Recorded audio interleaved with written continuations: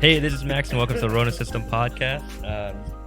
We're back again with like fucking 10 or something with battle buddies. Once again, we got a Med and Edgar. You know what's funny? A friend of mine commented, "Is like, who the hell is Edgy? Why do you keep calling him like who's Edgy?" I'm like, that's Edgar. Is there a fourth person in here? You're not talking Yeah, I about? explained the like the Eddie Bravo thing. Yeah. And he's like, "Oh, that's pretty funny." All right, guys. So what's up? What's going on with you? What's up? Nothing much, man. Just Same old shit. rainy Same day in old the shit. QC. What you gonna do? Yeah, stormy day. Yo, where'd you get one of those hats? This one from the stadium. I mean, the stadium, but like you just like went there and got it. Yeah, there was. They had a Charlotte FC? Yeah, they had a game for the. I don't know. Oh, they actually have games now.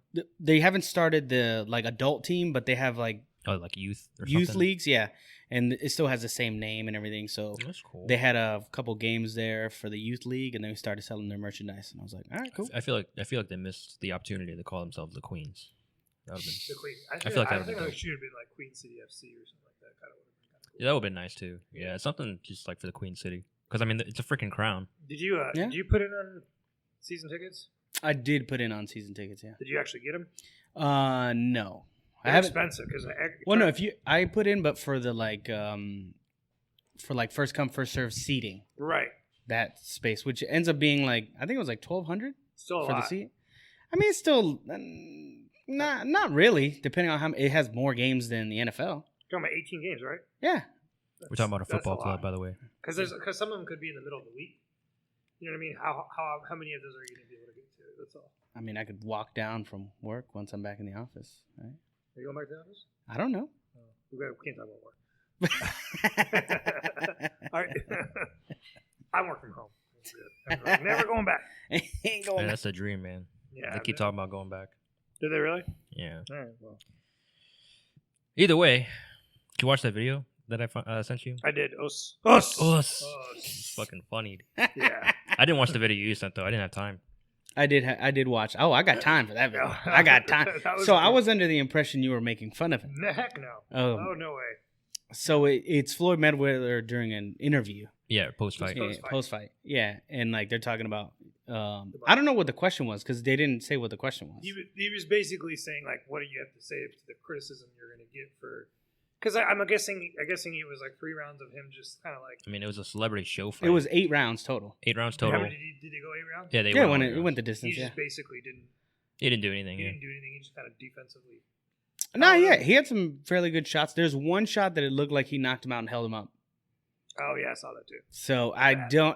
I doubt Logan will be like I was knocked out. Do you think he did everything he could? Just to, No. Oh, I definitely think not. that's No, what no, he no. was, that's what the reporter was saying. Like, you could have been criticized for it, and that's when he basically said, "Listen, I don't give it. I don't care. I just showed up to fight some jamoke and got paid." He's like, I can't even tell you how much money I'm gonna get paid, but I I just know know how that much I know. He's like, I know sitting in the locker room before I even walked out, I made $1 million $1 million. That's crazy. because of whatever name was on his trunks. I mean, that's Like, just the way it is, you know. But Can't then really. then he was like that line about legacy. Oh, he's like, you can't. You He's like, can't eat off legacy, but you can eat Yeah, off this currency. Which Hey. is- yeah, he was definitely like making some valid points about like I don't care. They're gonna. His point was like you're gonna write good stuff, you're gonna write bad stuff, and I don't care. Yeah, as long as you're right about it. No, it's not even you to be right about it. He's still gonna. He goes. You don't even have to buy my. You don't have to buy it. You don't have to buy it. You don't have to watch Yeah, it. yeah. You don't But have to what I'm watch. saying is like, just talking about him gets him more Oh, yeah. Oh, yeah. publicity, Yeah, which yeah. will then He- down the line and get he him more knows money. that. He knows exactly. that. Yeah, He that's knows what he's that. trying to say. He knows that, but it doesn't matter in terms of him. Is like, I just want to get paid. And then he made I didn't realize this, but he made the statement of the fact that when he changed his nickname from Pretty Boy Floyd to money. to Man. Money, he started making more money, Yeah, which was very good marketing. and he's like, I spoke it into existence, so I'm gonna make Yeah. this money. I mean, you guys ever see that Hot Wings thing with Anthony Joshua? So he did a Hot Wings thing with Israel Adesanya, and they were like talking about it was like a truth or dab. So basically, they had to. They were given a question. and Oh, they- I know what. Yeah. Yeah, they. But explain it though. Explain. Yeah. it. So the host Sean asked Anthony Joshua is like, what's your opinion, like honest opinion on celebrity boxing matches? And he's like, I mean, it's like a catch-22. It's a double-edged sword because it's like, you know, obviously they're bringing more eyes, new fans to boxing, but you might have like some of the best guys in the world that don't get an opportunity to fight in any event, let alone the main event. Yeah. That are just like fighting for pennies. And then you have this guy who comes out of YouTube and just goes and gets like $10 million. So it's like, you get paid. Yeah. And so it's like, he was saying like, it's such an issue for the little guys, but in the same way, it'll help get them their name up, because once you get new fans in, you'll have people actually like, oh, hey, look how good this guy is. So that's what he was saying. But I kind of agree. I think it's something that's, I mean, I'm not going to fucking pay for that shit. Because I know who's going to win. Yeah. You know? Yeah, I'm not going to watch it. We're talking about it, but I'm not going to watch it. I am like interested in like the pre-hype content media and like all the post-fight I didn't stuff. see much about it. I didn't even know it was this past Sunday. They definitely hyped it up with the hat thing. This thing before he still knocked up his hat. The only caveat is they couldn't do like the tail of the tape. You know what I mean? They couldn't do like they weren't gonna do interviews on like how you grew up, how you got here. I remember I saw some things on Reddit and it was saying like pre-fight they're like announcing things and they're like you have one of the greatest boxers of all time about to fight one of the best YouTube personalities in his own family. They're like, damn, that's a cold line. Well, did you see it? So I did see a tweet from Francis Ngannou last night about what they're doing wrong. About like all this is like a YouTube star is going to make $20 million from this, right? Yeah, it's going to make $20 million with no real skills whatsoever, and meanwhile we're fighting for basically just to like for pennies, a little bit of money, right? Yeah, and that there's no sense in that at all, yeah. Right? And so like. We're going to talk about it. I'm like, we got to talk about these MMA fighters who are definitely. I think the majority of people probably are going to be able to tell you that we watch UFC because I feel like the brand is marketed more than for sure, the fighters, 100%. As opposed to some of these fighters. Maybe did you watch the last Canelo Alvarez fight? I didn't watch the whole fight. Did you pay for it? No, I didn't pay for it. Did you pay for it? No. I didn't pay for it. I didn't watch it. No, I didn't watch the last Canelo out, but I know who Canelo is. Mm-hmm. I know who Floyd is. I know who's another. Who's the Anthony Joshua? Deontay Wilder. Tyson Fury. Wilder. You know those fighters are promoted, right? Mm-hmm. But do you know which belts they have? No, there's like 8 of them or whatever. Right. I don't know. I know like the UFC as far as like who holds what belt.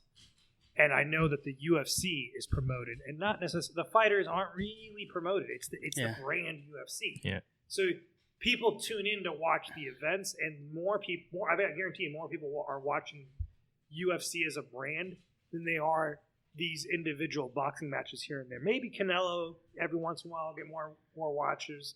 Maybe Fury will get some more watches here and there, but like, you don't know who the fuck. Do you know who the fucking welterweight champion of the world is right now in boxing? Depends what division. Depends what can you who they one? fight for. Can you name one? I can't name one. Lomachev.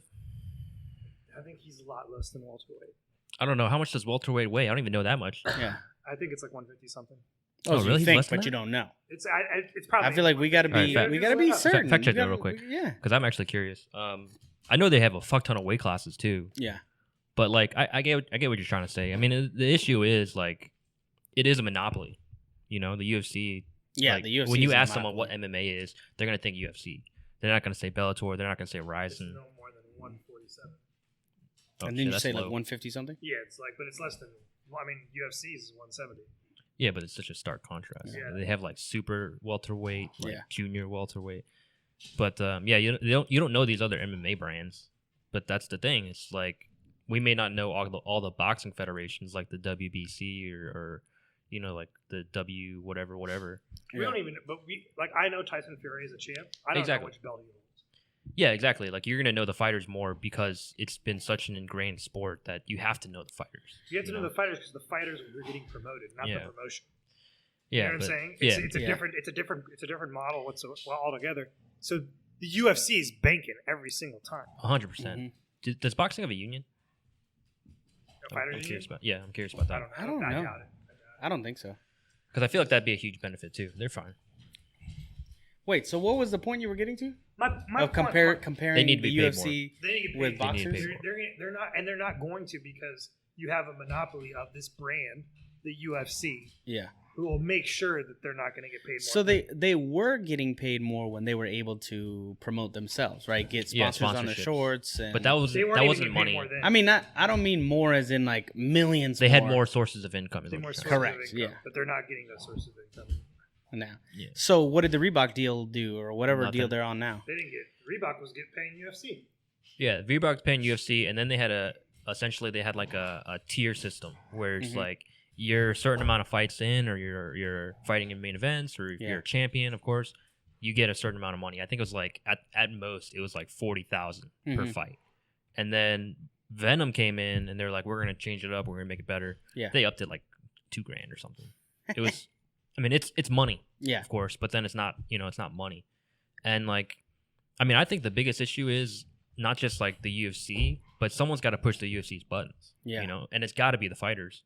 Because it's the same thing when you're at work, it's like you're not going to just like, if you want to raise, then you're going to go do it yourself. Yeah. Same thing with the fighters. If they want to raise, they're going to go do it themselves. You're saying that the fighters have to get a way to promote themselves outside of the UFC? No, the fighters have to have a way to communicate. Like, let's say the three of us are working in a company, right? And we all do like the same job, right? But I feel like I want to do more.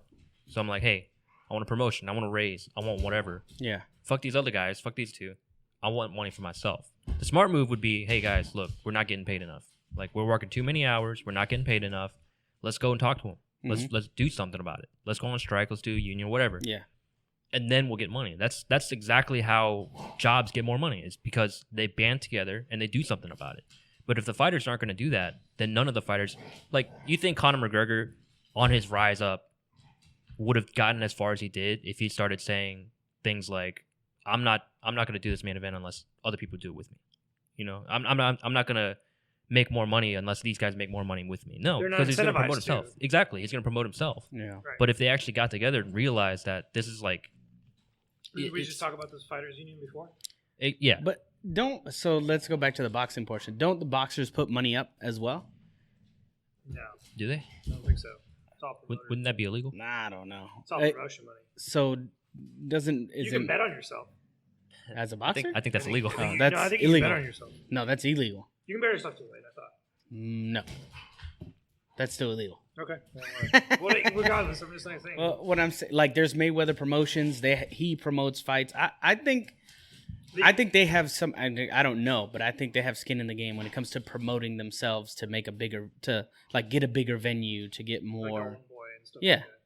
Like, you have to promote yourself. You have to put money into it in order to be bigger. You don't have to, but I'm sure. I think to your point, like, that's how you make more. I think you can make more because you can't negotiate. You can't negotiate 50% of the pay per view if you're not putting any money in. Yeah, because is Canelo under Golden Boy Promotions or something like that? He was under DAZN, and then he fought out of that.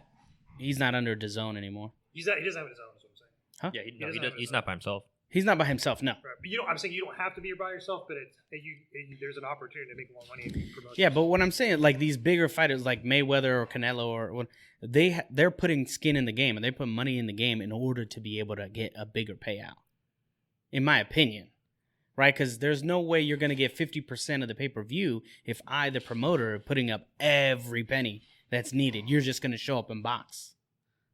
Yeah. I mean, it's just... That's the one thing that the UFC is doing. They're like, we're putting everything up. All you have to do is train and be ready for the fight and make weight. And you know what? If you need more training or you need specialized training, now we have this headquarters, whatever, that not everybody gets to go to, and there's a whole bunch of stuff going on about it. But that fighters can go, get training or get, massages or whatever else, anything they need done and training there. That's a small percentage.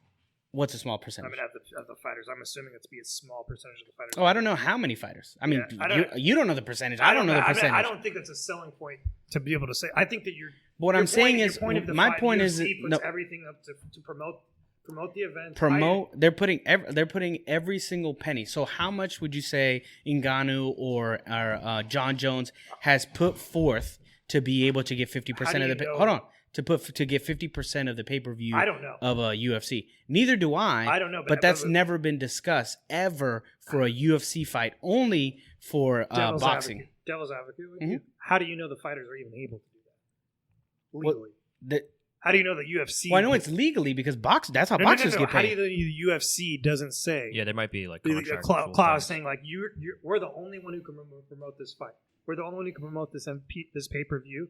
We're the only ones who are in the marketing for it. You're just right. You're and when you looked at that contract that said you're going to fight in the UFC, that's most likely what it said in it. And you did. Yeah, but right, there you go. But to my point though, again, like how do you know that they're even allowed to as fighters to come up with their own money to promote this event? They can't. You don't know that. I mean, the only one you know for sure that did is Connor. He's the only one for Proper 12 because he put money forward and he's like, "Hey, I'm gonna sponsor this, but you got to put my brand out there." That makes sense. But that's pretty much the only guy through a third party company saying like, "This is a brand. I'm gonna use sponsor your event through this brand." The money goes to Proper 12. And on top of that, he had already done the Mayweather boxing match. Right. So he had already established, like, look, I'm a big-ass name. I think he established the Proper 12 at the end of that boxing match because that's where he had his cup of whiskey and he's like, oh. No, it was during. It was during because he gave some to... Oh. But, I mean, yeah, to the same point, it's like, on top of the contract thing you're saying, even if they don't sign, there's going to be some guy that signs it. Yeah. So the issue, like, you could look at, like, the Derek Lewis situation right now. Mm-hmm. Like John Jones keeps saying he's not going to fight until he gets paid more, right? Because it's a dangerous fight and he deserves to get paid more. Mm-hmm. But then Derek Lewis says, "I'll do it for $500,000."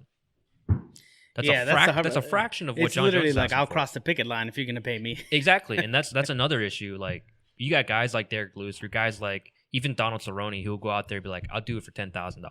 I'll fight Conor McGregor for $20,000." Yeah. No, dude, you should. If you're fighting Conor McGregor, you should do it for like $1 million. Yeah. But, I agree. I mean, that's the issue, you know. Like in MMA, you're gonna see these guys that want to do it for a lot less because it's more about what they can do and less about how much they can make. Yeah. You know, because boxers, they already have that established where it's like I can make a lot of money doing this if I'm good enough. Whereas in MMA, it's like doesn't matter how good you are, it matters how smart and how much money you think you can make. True. I also think there's like a lot of financial unknowns that the public doesn't know. Yeah. I mean, it's kind of a shit show in all honesty. And like some of the MMA fighters, they negotiate their own contracts and it works out for them. Some of them don't, and they have an attorney and it works out better for them. But then they also end up making less or making more depending on who they have to pay and how much they want. Yeah, and a lot of them are under what is it, dominance MMA or something? Ali. Oh yeah. Oh, Ali. Yeah, and that's another issue. That guy is Egyptian, I guess, right? Pretty sure. I think so.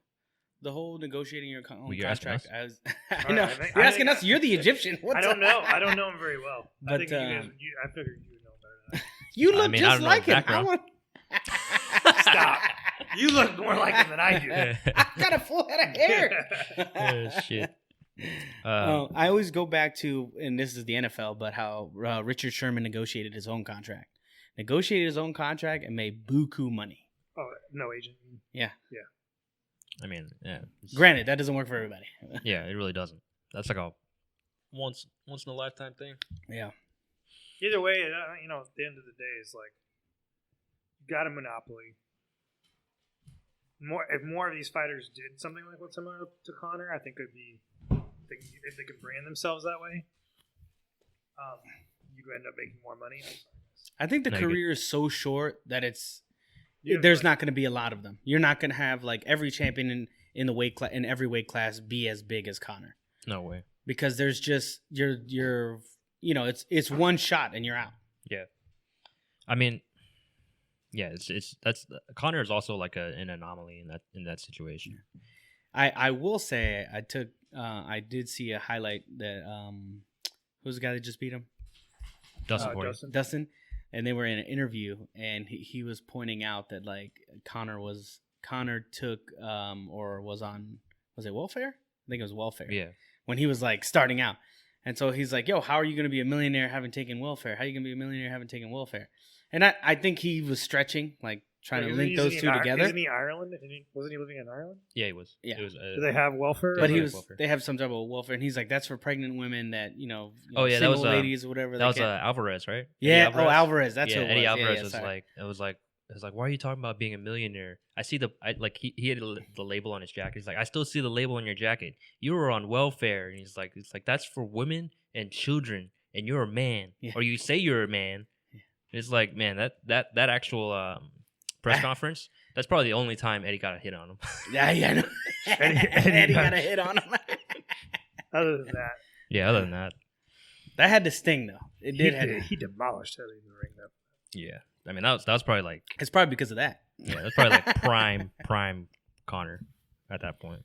Was that before or after the Aldo fight? Because the Aldo was crisp. After. Okay, because he like described, he's like, I did so much studying, and I saw that like whenever he came, full of energy, he would go straight to the left, and if I countered correctly, I'd knock him out, and then boom. I watched the UFC fights this past weekend, Saturday. Which one's Rosenstruck and Sakai? Yeah. And Sakai. That was a flash knockout, man. Jairzinho's kind of got some hands.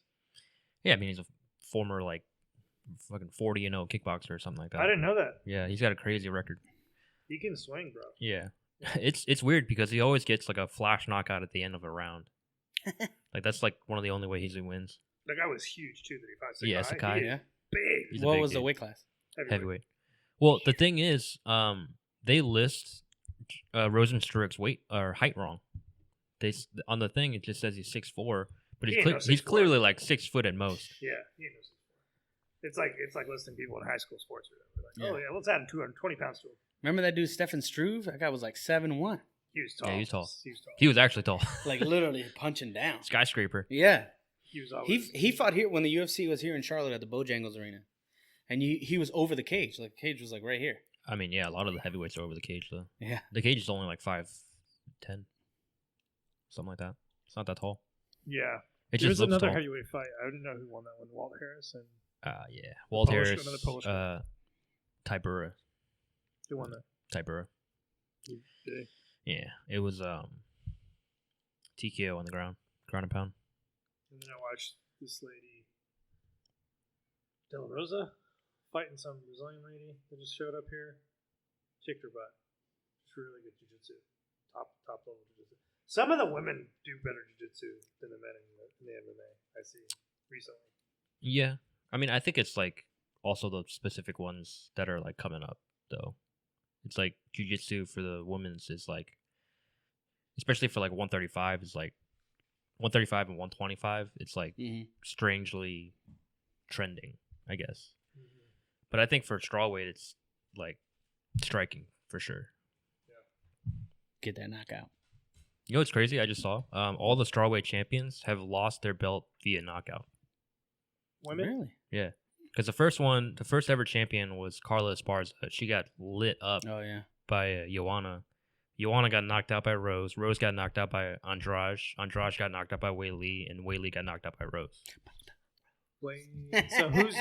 So Rose did get knocked out before? Yeah. Yeah, she got like spiked on her head. By who again? Andrade. Oh, yeah. Yeah, the little ball of muscle. Oh, yeah. Who's the next great Chinese hope after Wei Li? Who's China's hope? Just Wei Li.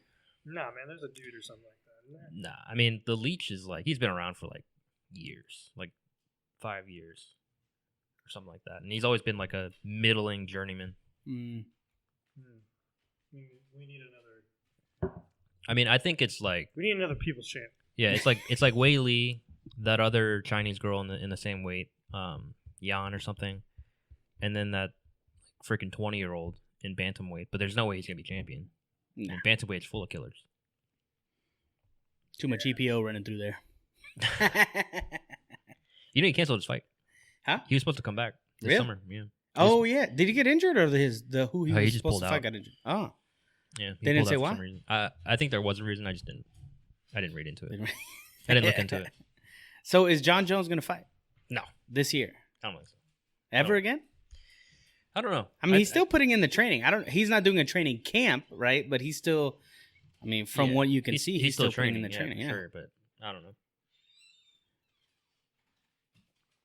I mean, if he fights at heavyweight, he's gonna have to fight the champ because that's what he keeps wanting. As big as he is right now, I don't think he could cut down to light heavyweight. No, I mean, if he fills out his frame, he'd be pretty scary. But is he going to be as fast? That's the issue because he doesn't hit very hard.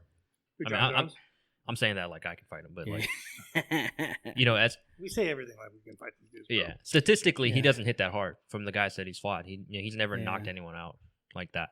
Not like the heavyweights can. So I don't John know. Jones hasn't knocked anybody out. Who are you talking about? Like a heavyweight. He's never knocked anyone out like a heavyweight. He's always been like a cumulative Yeah. thing. You know what I mean? Like a Max Holloway or like a Nate Diaz. It's just like a cumulative. I'm gonna beat up on you until you fall down kind of thing.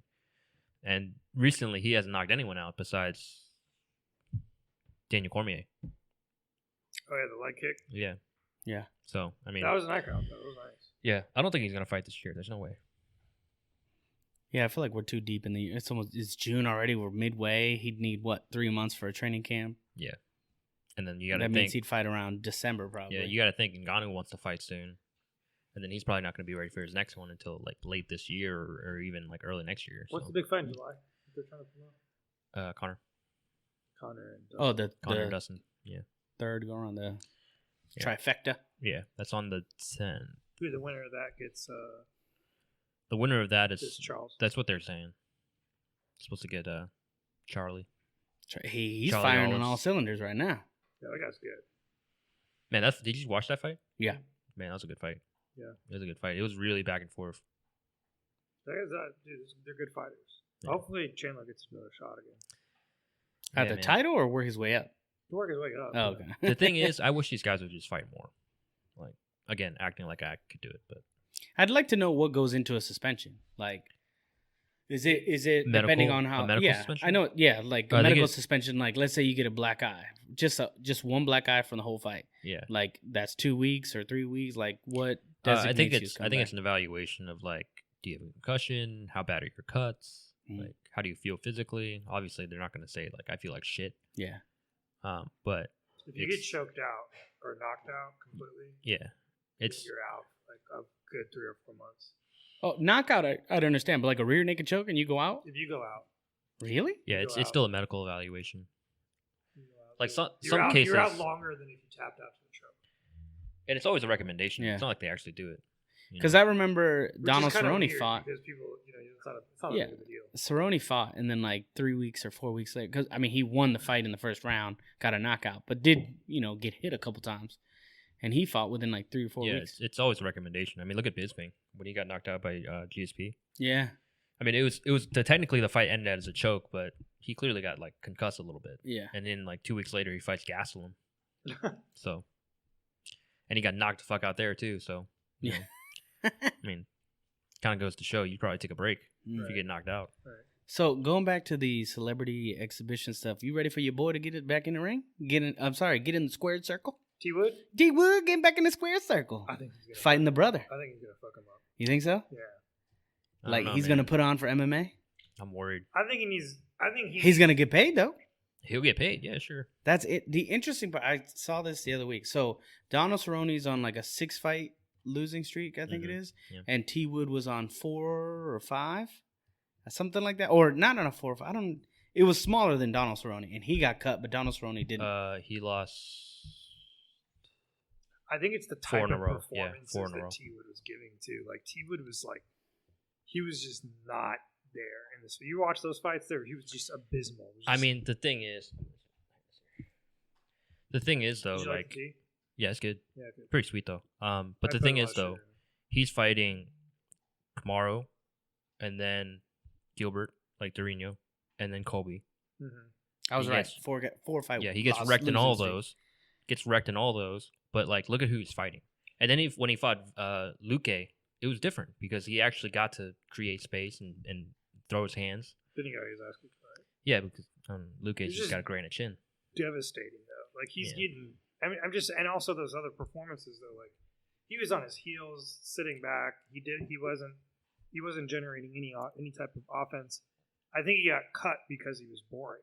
Like he Yeah. wasn't creating exciting. He was creating exciting matchups. Yeah, but he shouldn't be taking those. Wait a fights, second. man. Compared to Donald Cerrone, Don Cerrone was going out on his fucking shield. Yeah, he's Yeah. always gonna go out on his shield. didn't he lose in the first round? He's His gonna go last out, fight? He might go out and get fucking knocked out, but he's gonna swing. I mean, literally. I'm saying if you're going by like what type of performance, if you get knocked out, I agree though. Like I understand he's getting knocked out, but I'm telling you, the point is like he's kind of generated this brand, this mark of himself being this guy who's gonna go all out. He's either gonna fuck you up or he's gonna get fucked up. T Wood's never been that guy. He's been the guy that's sit there, wait for his chance, and then. I mean, look at this. Tony Ferguson lost second round. Justin Gaethje lost first round. Conor McGregor lost first round, 40 seconds. Anthony Pettis lost third round. Nico Price, who is that? Lost third round. Decision. Alex Morano lost first round. TKO. Like, yeah, I mean, look, TKO. But also on top of that, TKO. You know, Cowboy's kind of a company man. Yeah, that's a benefit. True. Tyron Woodley's been notorious for being a bad company guy. Sure. So that's a con. He got wrestle-fucked for like 25 rounds. T Wood. Tyron Woodley. He got wrestle-fucked for like forever. That's kind of boring to most fans. True. I mean, Don Cerrone got knocked out, but he's getting knocked out. Like that's something you want to see. Yeah. And if he's willing to sign up for it, I'm not defending his getting cut. By the way, I'm just like who? Donald Cerrone's? Yeah. You're just saying it doesn't make too much sense. It doesn't. Like if I'm just trying to say like why it makes sense for T Wood to get cut. Yeah. But to go back to T Wood and is it Jake Paul? I don't know who's the difference. Jake Paul. He's a younger one. Oh, never died. Don't answer that, guys. I don't care. Good response. You'd hope that he has ability to kind of generate offense. He's not going to have to worry about getting taken down or anything like that. He's not going to have to worry about leg kicks or anything like that. He's not going to. You think his hands are still as crisp as they always been? I mean, he's got arthritis. Does he? He literally has arthritis. I'm not going to ask. Yeah, that's what I'm worried about, you know. But I don't know. Because who was that Carlos Condit looking dude that he knocked out with that two-piece? Who did this guy beat? He beat. Who? Ben Askren. He beat some other YouTuber. Nate Robinson. Nate Robinson. Yeah. And then another YouTuber. Yeah. He's also the chubby one out of the two, in my opinion. No, his brother's definitely bigger. Oh, you mean chubby like fat? Yeah, chubby like fat. Yeah. I think T Wood. I would hope T Wood would be able to at least. I wonder, is this an exhibition as well, like a celebrity boxing match type of deal? I'm not sure. What's the difference? So an exhibition is going to be a different round system. Yeah. Like an actual fight is like I think 12 rounds. Exhibition's like 8. Yeah, no weight difference. Like Mayweather gave up 30 pounds. Yeah, but he said if you come, so I think the cutoff was 190. So if he came up 191, it was like $500,000 fine for every half a pound. Yeah, he came in like right under. It was like 189.5. Yeah. That guy could probably, if he fought like MMA, would be at 170 or something like that. Maybe. He was pretty lean looking. Yeah. Came in. Was he? Yeah. How tall are they? 6'1". Oh, that's a pretty big dude. He's big. Both of them are big. People are saying Tyron Woodley is going to have a size advantage, but he's not. Tyron Woodley, like, comparably now, is actually pretty small. I would just hope. I'm like, yo. Yeah. I remember I took a picture of him. I'm like, shorter than me. Please train up. I want to see like 15 seconds. You just want to see. I'm like, I'll pay for that. But the fact that I don't know the original T Wood might come out, I'm not going to pay for Mike. I hope, man. I hope so, too. The one that knocked out Josh Koscheck? Yes. The one that knocked out Robbie Lawler? Man, dude. We need that one, man. The one he just he tested the distance. He was bang. When he was doing his thing, it was pretty crazy. Yeah. You know. Then he started rapping or R&B singing or whatever. I mean, he never fought. He never fought wrestlers though. Is the issue? Kamaru was the last wrestler he fought before he lost to Kamaru was Rory McDonald. He did the same exact shit. Rory McDonald fucked him up. Koscheck was a national champ. Yeah, but does he wrestle in MMA? No, he does it defensively. There's so many dudes that are like if they're good with their hands, like, oh, but you can't do jiu-jitsu or you can't do wrestling. Like, I'll prove it. I'm like, why? If you can knock dudes out with your hands, why? Yeah, like Dorino. Yeah, it's like, I mean, if you look at all the fighters Tyron Woodley has fought, you can't say he hasn't fought a wrestler, but has he fought a wrestler? You know, it's like true. Like Khabib wrestler. Yeah, like Robbie Lawler is an amazing wrestler. He's got like a freaking 80% takedown accuracy. Does he use it? No. He wants to swing. And then he fights like Wonder Boy. Wonder Boy's not a wrestler. Darren Till's not a wrestler. Then he fights an actual wrestler, Kamaru. Look what happened. And then Dorino, look what happened. And then Colby, look what happened. True. You know? And then by the time he fought Luke, he's too fucking old. Like a grandpa walking out there, punching with his bones. Now he's going to make more money than he's ever made in the UFC. He said it's going to be the beginning of his boxing career, which I don't think so. But I hope he just gets enough money where he just. I mean, he's pushing 40. Only has to just worry. He only has enough money to just kind of rely on, just to take care of his family. yeah. He's got notorious money issues too. Ooh. Does he? That's what I've heard. Yeah. No bueno.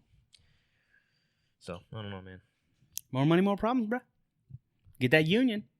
Yeah, you need the union, man. Get that union. What's going on? Get you some bennies. So I got a question. Outside the topic. Is this about China? No. Oh, okay. It's not about China. How do you feel like the pandemic is over? Not really. My dog is saying hi to you right now. Yeah, not really. I mean, obviously here in the South, it's gonna be different because like, woo, no mask. We're fucking hicks. But you know, there's still a lot of places that are having issues. Obviously not really here, of course, but then they're still having issues. California's still restricted. I mean, and to a it's certain degree, right? yeah. I mean, and Canada. it's still Can't get into Canada. yeah, and it's still a very real. Fuck. I love Canada. Yeah, it's a real and present threat. Is the thing. You can still get it. Mm-hmm. You know, Did obviously. you get vaccinated? Yeah, I fully got vaccinated. Yeah. You vaccinated? So Yes, I mean, sir. for us, it's not that big of an issue anymore, but it still is because we can still get it. We can still spread it. Mm-hmm. You know, so it's not over. It'll never be over. I think it'll be suppressed. It'll be suppressed. Yeah. Yeah. It's like the new flu. But Just at the end of the day, it's like if I get it, it's not. I can still pass it, but Yeah. I'm not going to be able to. Like I may not get sick. Yeah. Right. I feel like it's gonna be like the chickenpox thing. Like It's like you the know, new if you got flu. it- It's like the new Yeah, it's a new flu. Yeah. They'll have a variant of the shot. I always related to chickenpox because, like, as a kid, you got chickenpox or you didn't, right? But as an adult, you don't remember, did you or whatever. Now they came out with shots like shingles or whatever. Shingles is chickenpox if you didn't get it when you were a kid. Right. So And that's apparently, as an adult, it's much more deadly. yeah. So I think eventually it'll get to that point. I kind of get the sense though, like when you're like day to day life, you're starting to see a lot of things more open up. At least down here in the South, I'm getting the sense that I can just kind of go out and I don't know. I'm not wearing a mask as often, you know, like in a lot of places because they just don't require a mask, and I'm vaccinated. But if I had to wear a mask, like if I go to the doctor's office, I'm gonna wear a mask because they require you to still wear a mask or what have you. But like certain places, even like when I went to CVS, Walgreens, they didn't require one. I mean, I like wearing a mask. I went. You do like wearing one? Yeah. I went to a couple places in Virginia, and there was the new sign on the door was if you're vaccinated, and it had a face with no mask on. If you're not vaccinated, had a face with a mask on. And I'm like, okay, but who's gonna say what about when? And nobody. Yeah. But it's if you're not getting questioned. It's like they're going on the honor system, and a lot of people don't have any honor. They're not samurai. They're not. You know. Well, I know for a fact there are a lot of people like, how are you going to know? And they didn't get vaccinated. They're not intending to get vaccinated. I mean, you could just say I got vaccinated, but my card's at home. You know. Yeah, I carry mine in the car just in case. I got mine right here in my fanny pack. Do you carry your fanny pack anywhere? Anytime I leave the house.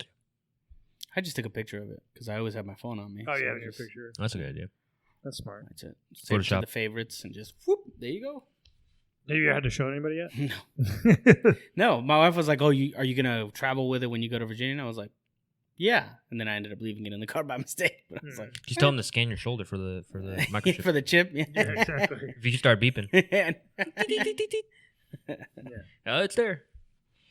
But no, I think what's gonna happen is, you know, it's gonna transition to be like a seasonal thing, like, you know, like, oh, we got COVID coming back, and you know, people are gonna get it. People are still going to die from it because, you know, people still die from the regular flu. Yeah. So it's like, it's just going to be like the new, deadlier, more viral flu. You know, it's going to be around, you know. Obviously, we should be prepared for the next one, but when it mutates, probably won't be. Like, yeah. or even just like the next flu, the next like epidemic / pandemic. I don't want to, we survived this one. For now. It was so weird, It's been, how long has it been now? Since last March? Yeah. So year and 4 a little months? over a year. Yeah, year 4 months. That was a crazy time. For us, at least. I remember like that March, April time frame. I literally was at home. I was like, it's going to be like 2 weeks. And then Yeah. when I went back into the office. I was like, all right. Back. And like even 3 months into it, I was like, man, I can't wait to go back in the office. This and that, blah, blah.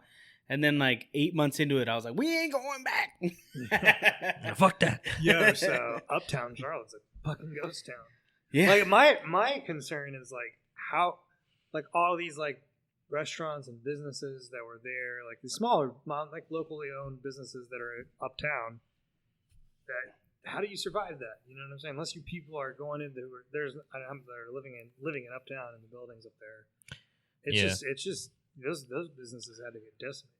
Yeah, for sure. Like probably the biggest hit businesses that people don't think about is like dry cleaning. Yeah. Oh, yeah, No one's getting their suits done. Yeah. You're not gonna go there. They don't have delivery because usually they're small timers. In like a year. It's like those guys are probably crushed. I bought a suit the other day just to go to a wedding. The other day it was like because my clothes were dirty when I showed up. I was like, wait a second, I think I was gonna wash it. And like the Airbnb left right in a detergent. I was like, shit, I gotta go to Macy's. And when I and when I got there, to your point, right? I got there in their selection for men's like clothing, dress was abysmal. It was like just very small. And he's like, yeah, since the pandemic hit, we just haven't got a lot of new things in. And it's also those big box stores though also have been going down. Oh, I'm sure. Oh, for sure. Like, they've been going down regardless of the pandemic. Yeah. I mean, I had to just go to I picked any random store that was close by and go to it. Yeah. But I was just like, how are you guys still selling button-up white shirts for $120, $150? Like, who's buying these? Yo, I got a suit coat for $89. See what I mean? Like, who's, you know what I mean? Who's at this right now at a big box store? Like, going to Hugo Boss is one thing, right? Because you know the brand, you're getting a certain type of suit that's gonna last you or whatever. But like, go to Macy's to get a suit. Like, who's spending $1,000, $1,500? No, you're spend like $80, get it tailored for another $80. Yeah. How many suits do you guys have actually? In my closet right now? Yeah. 5. What colors? 6. Are they all different colors? Because if you say you have the same color, just throw it out. No, I have I have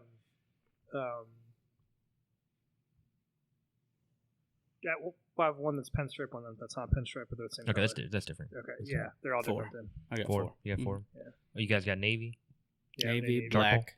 So navy and gray are for me are like interview suits. Is it gray? Is it charcoal or is it gray? Charcoal. And you got a black. I got a black one. Yep. Navy. Yeah, you got a tan I have a black suit. You got a tan one? No, I don't got it. That's I only wear. You can only wear for Labor Day. Hey, your boy got a tan one. You know what I mean? Hey. I do have a couple of different sport coats. I got I have quite a few. Suits. You have 2 suits? Yeah. I got a. He's like, one for parties, the other one I die in. Well, I got a heather gray one and a navy one, and I'm thinking of getting rid of the heather gray one to get a charcoal, because I'm trying to have less shit. Mm. You should keep your heather gray and get a charcoal one, because you just never know. Navy, dude. Never know, Navy. Navy's great. Navy's a wonderful suit. I think the two colors, Navy's the a two best clutch colors, suit, if you're only gonna have 2, is navy and charcoal. If you're only gonna have one, charcoal. Why not black? No, black, because like when you think about it, when you show up in a business meeting in a black suit, it looks kind of funny. Yeah, sure, it's good for weddings, good for funerals, right? But when you get older in age, the black one's gonna come in handy. Man, charcoal, because if you get the right color charcoal, it could be like that. When the light hits you, like it could be like your hoodie, because that's charcoal. Yeah, and it looks like a black suit, right? And it works in every situation, and it I looks feel better. I feel like navy. I feel charcoal with a black tie or whatever would go for a funeral. I feel like navy can transcend between interviews, weddings. It's more special events, not funerals, but everything else. Navy's your go-to. Yeah, but charcoal can be pretty close the same way, but I feel like navy's a good way to go for like interviews more than. That's close to what I'm saying, though. Because like you can't wear brown shoes with a black suit. I got a seersucker sport coat. Hey. But you can wear brown shoes with any other color. Yeah, true. That's what I'm saying. I gotta go to the dry cleaner. Actually, I picked a bunch of clothes. Right now, you going right now? No, I mean like this. All right, we'll hold down the fort. Next week, I'm going to the dry cleaner. They're gonna be like, oh man. Hopefully, they're still in business. Ahmedji. Ahmedji. Alhamdulillah. Inshallah, I get this clean for you, okay? They're probably Korean. Let's just be clear. Hold on a second. Wrong stereotype. My guy is probably on the fucking corner mart down the street. My tailor's Russian. Selling drinks to. my tailor's Russian. Russian? Is he? Yeah. Probably She. good. She's She, probably yeah. good, isn't she? Yeah, she's good. Oh, She has a. I've ever been to a cobbler? For shoes? Oh, Yeah. for shoes? No. I've been to a cobbler over here. It's I was like, fucking peach cobbler. phenomenal. I don't have Delicious. good enough What? shoes for that. I I've I got good those enough like shoes for that. glued. I've got the I've got glued good ones. enough shoes for that, but I haven't worn them enough to necessitate. Yeah, same. going back to the suit thing. Mm-hmm. You get a navy suit. Fucking go to is either burgundy shoes or like the light brown, the really light brown. You know, what I'm talking about? Like a Those- chestnut. Yeah, kind of like lighter. Get you some horse bit loafers. You got a like a plier or something. This thing's like sharp. Stab About himself in the staggering. foot. Do you need it right now? I mean, yeah, it's Maybe. pretty sharp. Yeah. Just in case one of the dogs walks by. Yeah, sure. Let me, Go ahead and get that suit out for us. You want to model it? Yeah, go get changed real quick. No, I got a pair of double monks. Double monks? What is that? Double monks? It's so you know a monk strap, right? Yeah. Double monk is just 2 monk straps. Okay. Those are the best ones, man. Versatile. Yeah. Shit. With dress shoes, I really do love just like try to get a slip on. Oh, slip on. Yeah. I think a classic Oxford works. Oh yeah. Nerd talk here. Penny loafers are always nice. I got. They're penny more for loafers. casual though. Yeah, I think it's more casual than anything. Although I did get my first pair of cowboy boots a couple months ago. Cowboy boots. Oh yeah. I can't do that. I'm Asian. What? How many Asian cowboys do you know? There's a video on Vice.com. Yeah. I haven't watched it yet, but I'm about to. But it's Edgar and I have the same like YouTube. We go through the same deep dark holes and All the same recommended. Yeah. Y'all just share one account. No, man, but I had buddies that had moved from Maryland to North Carolina, and they both like listen to country music. One of them's Hispanic, the other one's white, but they listen to country music, and they they wore boots. I don't know how it came to or whatever, but they wore cowboy boots. Not all the time, but they had like 2 or 3 pairs. And they're like, when are you gonna get your cowboy boots? When are you gonna get your cowboy boots? And I'm like, dude, I'm not getting cowboy boots because like. When I get shoes, aside from like basketball shoes that I know are already going to be comfortable, I want to put my feet in them and try them on and walk around to make sure, especially dress shoes, because dress shoes are deceiving. They could look amazing, and those like Italian leather, super tight, your toes are like jumbled in there. They might look great, but they feel horrible. So I was like, for cowboy boots, I need to make sure that like I can walk in these things. Get them custom. Yeah, I didn't want to pay for custom. Take them to a cobbler. They'll get it tailored. Yeah. So I went to I got a guy. I went to a store in South End that opened for the first time with cowboy boots and tried on the pair that I wanted. I saw online, tried it on, and I was like, all right, Lebos? I want no Tacovas, and walked out with them on. First time I wore jeans in like 9 months. Literally, I don't wear. Do you wear jeans? Yeah, like regularly. Out? Yeah. Do you? No, I wear it out, but I'm saying like regular, like weekly. Do you at least like 2 to 3 days a week? I don't leave the house. It's interesting, Yeah. you know what regularly means here in this situation. I wanted to bring that up. But see, that's wearing Yes. pants. That's wearing pants now. No, I mean, How often do you wear pants, honestly?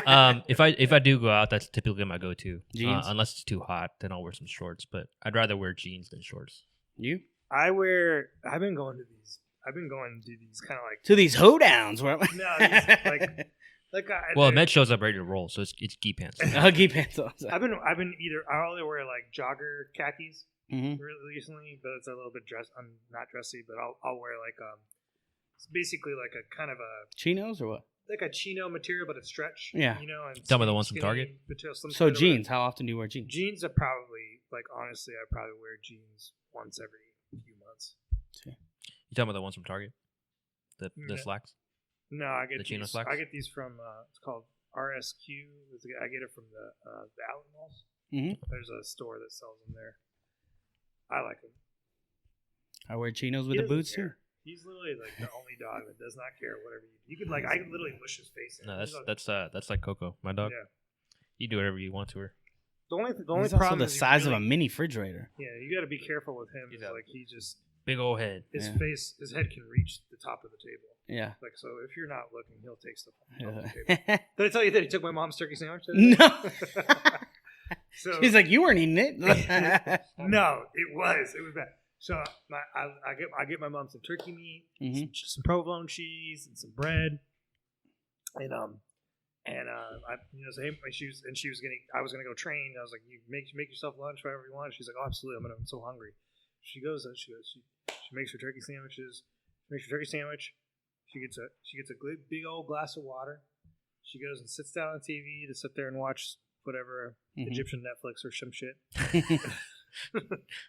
So she sits down, takes a bite out of her turkey sandwich, puts it on the coffee table next to her, like on the armrest table next to her, reaches for her water, drinks it, comes back, sees this dude yank the turkey sandwich right off the plate, runs off to my office. Whenever he steals stuff, he goes and runs off to my office, scarfs the whole thing down in literally like 3 seconds, eats the whole thing.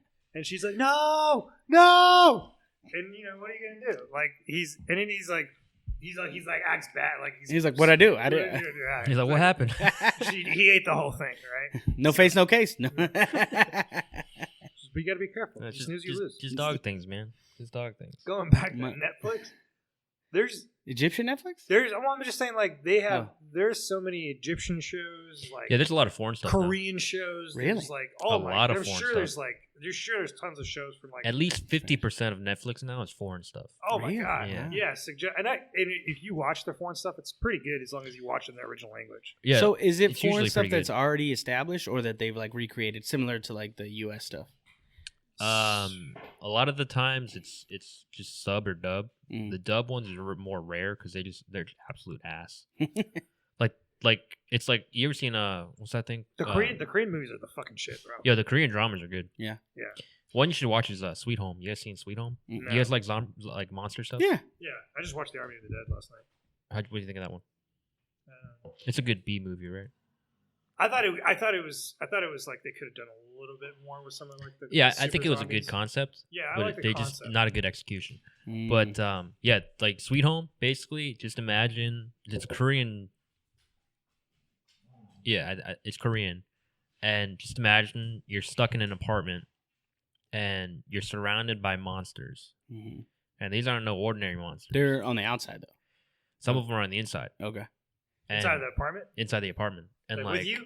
Yeah, and like in the actual building, or like and like the thing is, in the apartment, they're not normal monsters. The monsters come from the people. So at any moment, doesn't matter what they're doing. At any moment, someone could eventually turn into a monster, and you won't know. So it's like, it's pretty crazy. You guys should watch it. Is it scary too?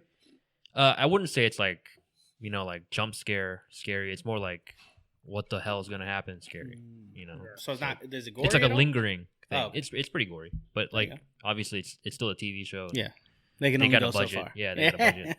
Yeah, I told him I'm stuck on some of these like some of the European ones like I've been watching. These mafioso shows. Yeah, it's like the Italian based shows, like Italian mafia shows. One that's really good. Well, it's on Netflix.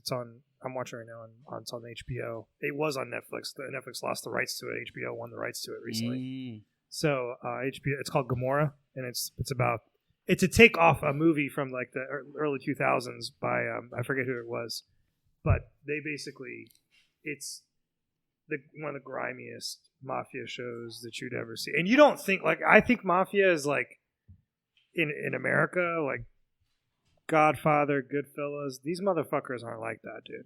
These are like it's way. Those are classics, though. Let's not talk trash about those. No, it's good stuff.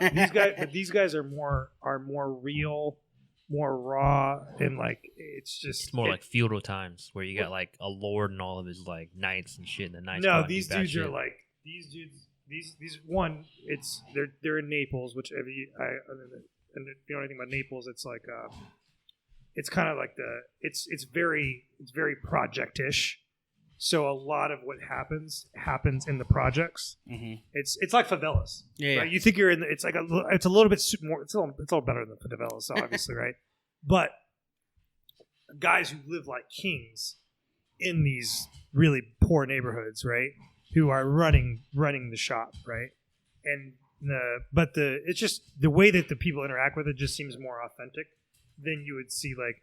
Hey, bud. Hey, Bobby. Da, da, da. Like it's not like that. Little spaghetti. No, it's not. These motherfuckers are like they're it's not as dramatized. They're way more intense. They're way more intense than you would think. Like a normal that one, and there's another one I watched that takes place in Rome. That's on Netflix called Sabora. That was really good. Is that dubbed or no? You can get it dubbed, or you can. I recommend reading the subtitles. Subtitles is way better. If you're not experienced it in the original language, it's way worse. It just doesn't feel the same, man. You know, I hate the that. House of Cards though. That was really well done, and it was dubbed. Like imagine you watched I think you watched Money Heist, right? You right? Yeah. Imagine watching Money Heist. I said House of Cards. Money Heist is what I meant. Imagine watching Money Heist in dubbed English. It'd be horrible. What do you mean? I watched it. You watched it in dubbed English? You watched it in Spanish, right? No, English. I watched it in Spanish. I watched it in English.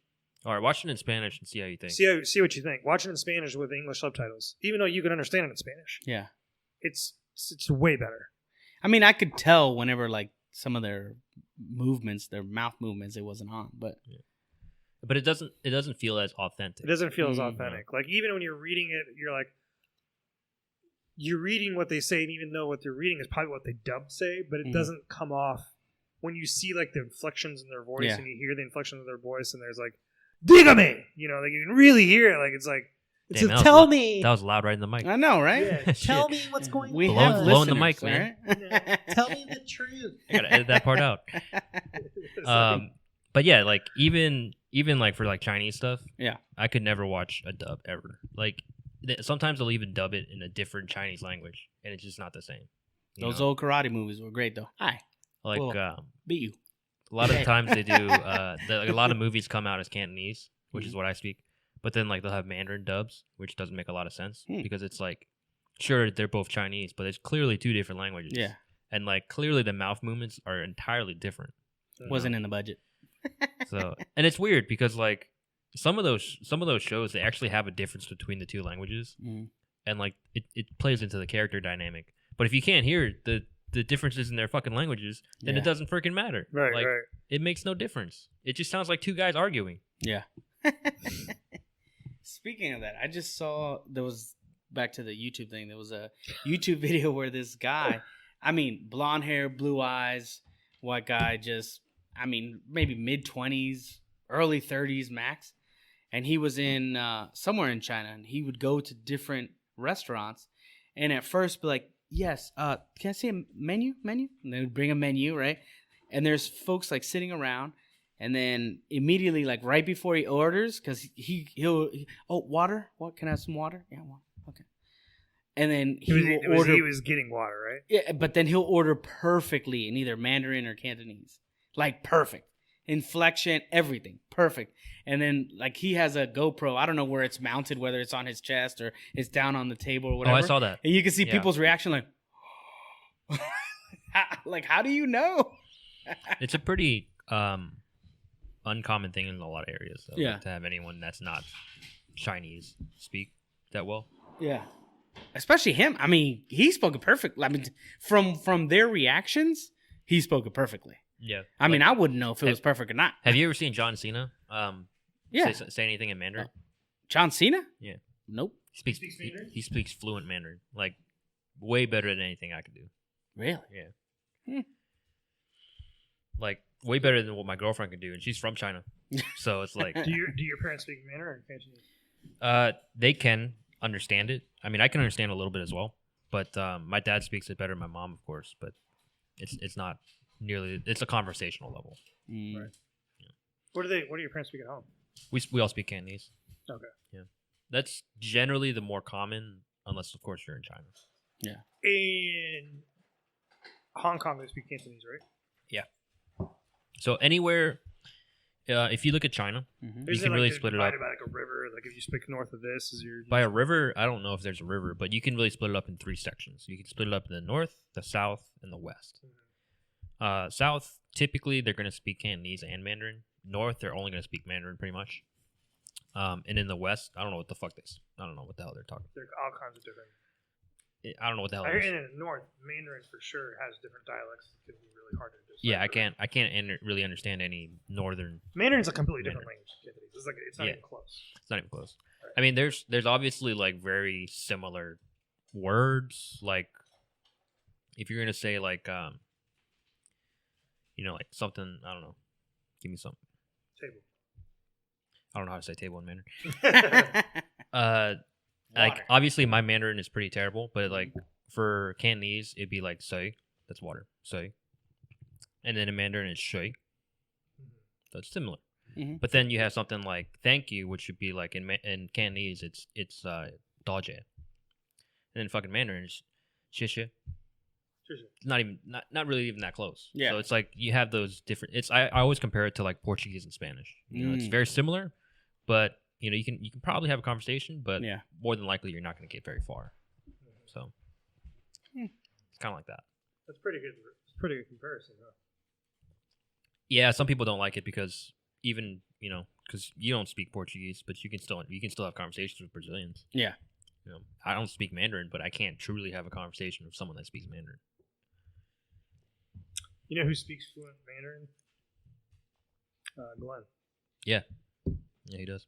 His wife's Mandarin is Chinese, but she's from. He speaks other languages too. He might. I don't know. But we had a conversation about the other day. He definitely speaks fluent Mandarin. Yeah, it's pretty cool. I think Mandarin is a useful language.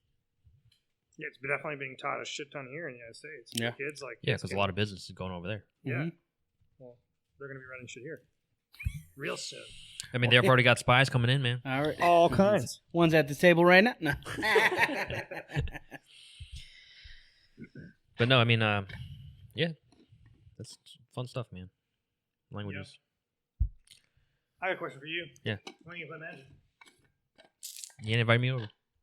I'm not here this weekend though. Well, I'm not. We're going to Atlanta for the Atlanta Open. Okay. That's the. So technically, we're not here either. We'll be at some other weekend. Yeah. I don't know when I have time actually. Most of my weekends are getting booked out really quickly. All you need is a couple hours. No, I meant like I won't be here on the weekends unless we do it. So next weekend I'm going back to Richmond. Wednesday. Rich what? Wednesday I'm going back to Richmond. I'm coming back Saturday night, like late night, and then the week after that on the 19th we're going boating, bar any thunderstorm, and then after that I think I'm going back to Richmond, and then after that I don't know. So maybe in July. Okay. Yeah, maybe return on the Murger fight. Yeah, that's a good way of putting it out there. I see you got new dice though. The hell is this supposed to mean?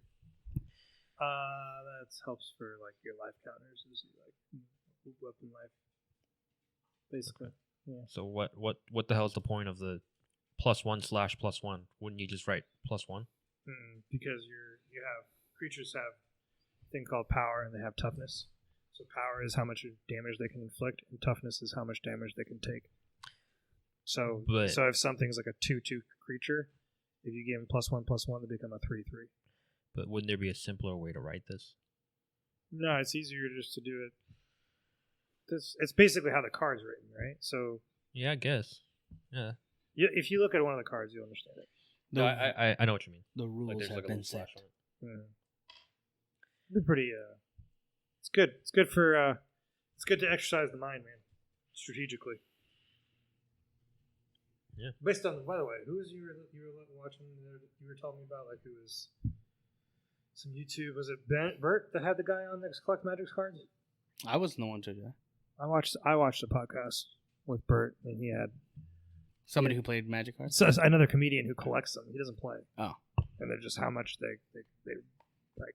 He's going after like really expensive cards. Well, what's his name? Logan Paul walked out with a Charizard worth $250 million. What's a Charizard? It's a Pokemon. Is that right? Yeah, worth $250,000. He had it like framed in diamonds on his chest as he was like walking out. That's crazy. Is there a Magic card worth 250,000? Yeah.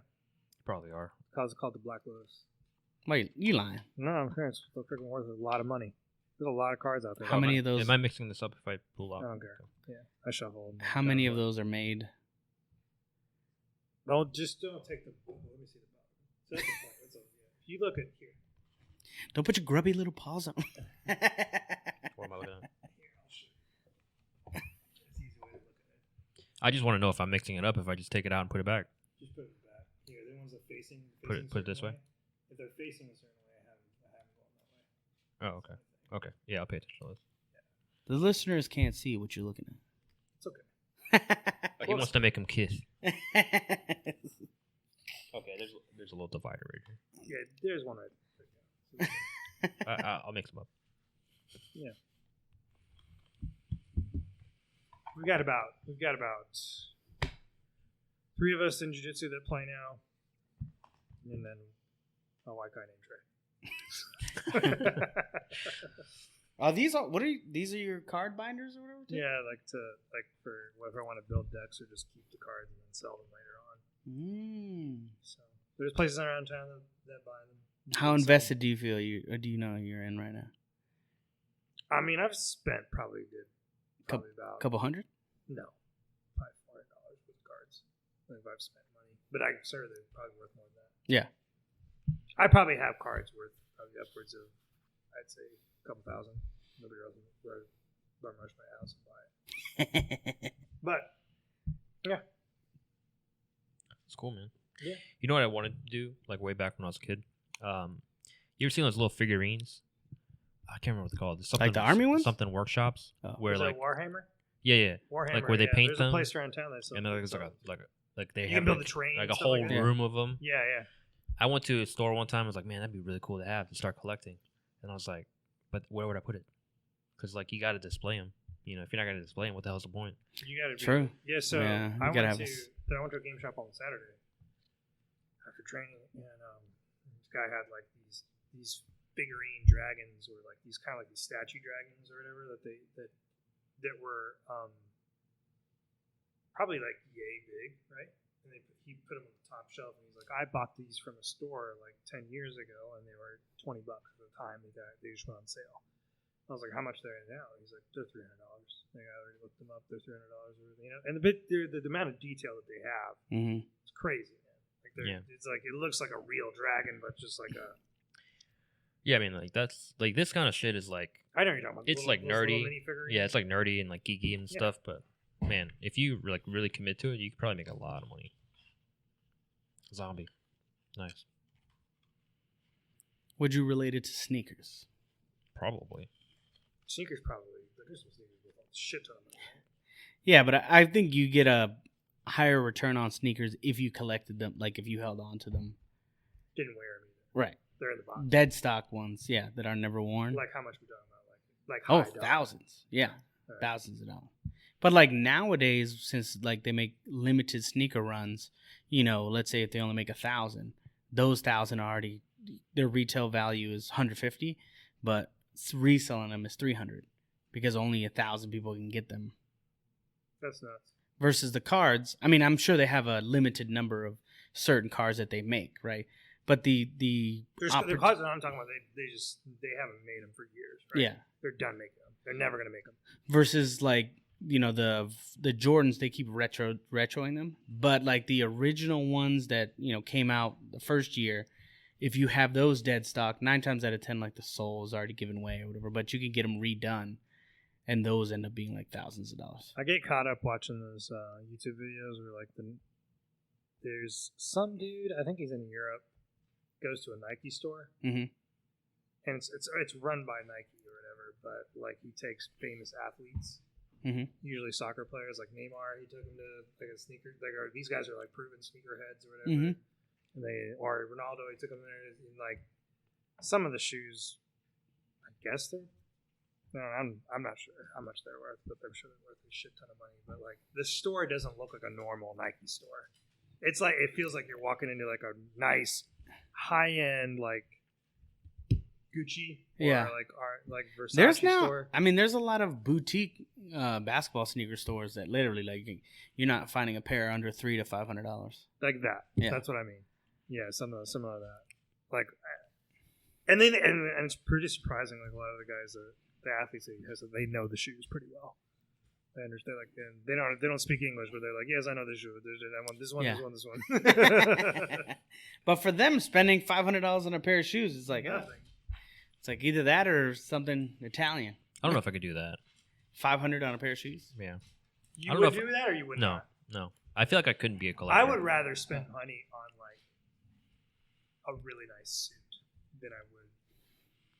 I mean, I wouldn't know if I would spend like $1,000 on a pair of sneakers. Oh, I wouldn't have spent it that. But Yeah, I would, especially if for I clothes. really wanted to like say like have a Yeah. really nice suit one Yeah. day, like I would spend pretty good money on a There's suit. no pair of sneakers that I could say like I would pay $1,000 for.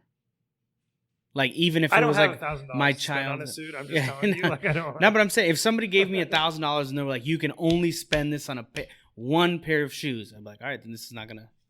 I'm not gonna be able to do it because there's no one pair that I'm willing to pay $1,000 for. I'm barely ever willing to pay like $200.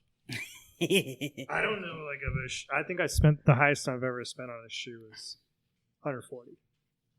Like those sneakers, but I don't remember. Yeah, I couldn't do that. I could do it for dress shoes, or like a nice pair of boots. But I sneakers? can't agree. I have like $220 pair of Jordans. Yeah, but No, for real. I have a different like fashion sense though. I'm pretty minimalist in terms of that. I'm pretty minimalist in terms of a lot of things. I'll spend more money. Like I'll spend money on like good hiking shoes. Yeah, that's what I'm Hiking saying. shoes you need to Yeah, have. They that's what I'm need to saying. be like a certain. Like I want to spend good value on dress shoes too. Yeah. Like, you're Yeah, right. that's what I'm saying. But like I definitely like, or even like these flip flops. Jesus sandals he's got on. Jesus sandals that I got on. These are Tevas, bro.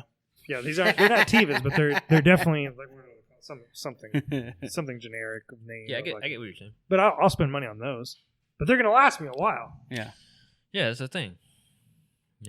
I mean, I guess if you're gonna spend $1,000, you're gonna get a pair of shoes that hopefully within a few years is gonna be like worth like $5,000. But even then, I'm not willing to wait that long. But you can't say that with like a pair of cowboy boots. There's cowboy boots that are worth like $1,000, $2,000. They're not gonna increase to Yeah, but they're probably gonna last you forever. right? forever. Yeah. Exactly. Right. The difference. That sneakers are gonna last you more than 10 minutes. Depending how you wear them. I've had mine for years. I don't wear them. See, there's the thing, man. Like I also don't.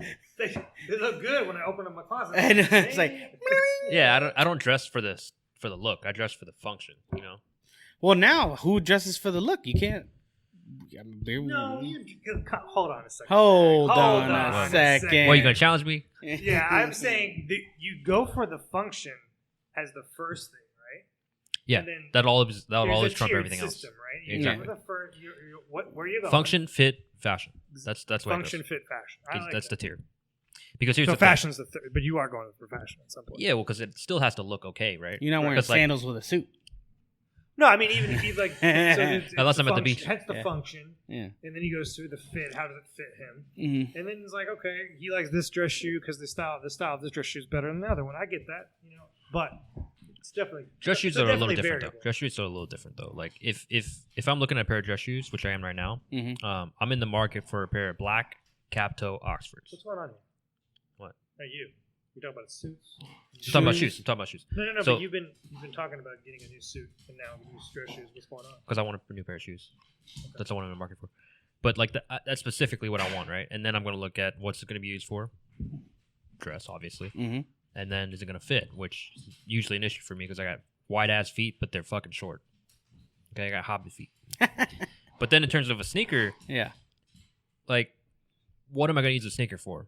I'm going to use the ball, right? So I'm not going to spend like thousands. I'm not even going to spend $100 on a pair of shoes. I'm going to go to like a Ross or something and just grab a cheap pair of like basketball shoes and be like, okay, this works. So but do you not have like a pair of shoes that you wanted when you were a kid? No. No? That man, do you have that? Yeah. Like a pair of, they don't have to be basketball shoes. They could be, There's a specific pair of Jordans that I really like. they could be like Chuck Taylors or whatever. But There's a specific series of Jordans that I loved. I had as a kid. yeah, like growing up in the Jordan era, that just like, Yeah, I didn't have that. There's I mean, I don't have that now. I I'm really sorry about the dogs. No, They're that's fine. cooped up all day, and it's been fine. raining here, and Yeah. I can't keep them out. So I apologize about that, guys. But yeah, there's a I can't remember this. I don't know the series, the whatever. I just I know if I saw them, I'll be able to tell you this is the pair of Jordans. And they come in white and black, and I think they come in new variations now. But like, watch it be the ones. It's which the is one the where most. The tongue is silver. It's silver, complete silver tongue with the red Jordan sign, Jumpman sign, and on the Where's side, the red? Oh, on the side, either coming all black or the side, and the side right here is just like one patch here is like silver down here, and the rest of it is black or white, depending on what color. But you're just giving me colors. I needed the design is what. I don't know what. I had these back when he was. I think this is when he probably won title number 2. How you can go with that and not know the design? I don't know the series. I know there were silver with He remembers red. the time. I'm not a sneaker. And like around the 92 I had it when he won. Like it was see, he remembers the times. It was after he won because he'd already come out with the new shoes. Like I was like, I'm gonna get these other ones, these old school ones. Because my mom was like, okay, we'll spend on these. Yeah, see, so those Jordans were money. I never had that. Never had that. We didn't come from money, so I wanted those. I mean, I come from money. I don't think I came from. I'm trying to think of anything that I wanted since I was a kid. Yeah. As a kid, all I wanted so bad were shoes and a video game system. Those two things. And now I could buy 6 or 7 video game systems if I wanted to, but I don't. Yeah. But shoes, if I get the opportunity to buy a certain pair of Jordans that I wanted when I was a kid, I will try my heart. Not as like I won't overpay for them. I want to pay MSRP, whatever that is at the time. Yeah. I'll pay MSRP for them, and I'll try my hardest to get them for MSRP. But I won't go to like a boutique store and like, let's say they have them up there for $500 and they're my dream shoe. I'll be like, pass. Yeah. I mean, yeah, I can't think of. I'm trying to think of some situation where it's like that. Can you look at different versions of the Air Jordan, like different looks of the Air Jordan? No, what do you mean? This is listen because it looks pretty similar to Air Jordan 11, but so it's similar to that, but it's not exactly that. See, there's different colors they offer for that one. The 11? Yeah. Yeah, they have. I mean, they have different ones. They just came out. No, wait, with... what's that 11? It's this one. This guy give him the whole. I don't know. Air Jordan 6. The 6 looks like the 1. Wait, this one? Yeah. Yeah, these are the laser or the infrareds. Those are dope. But are those the ones? I think so. They just came out with another set. Instead of red, it's green. It's like highlighter green. But how you don't remember this silhouette is just beyond me. I don't remember shit, bro. I don't know those guys. I'm not a sneakerhead. You don't have to be a sneaker. Look how passionate he was about knowing the date, the time, and when he owned them. And like, because I like Jordan. I was a fan of Jordan. I love Jordan. It's ridiculous. It just doesn't make any sense. He knows everything about it except the silhouette. Because he remembers the time, man. It's not about the context. Oh my god! It's not about the destination. It's about the journey. He just beat the Blazers. Listen, I don't know. Glide. I don't know what I ate last week, but I know I loved it. Okay. Exactly. Last week's different. Yes, I know that. I'm telling you what, June 19th, so Atlanta, definitely gonna get some fucking.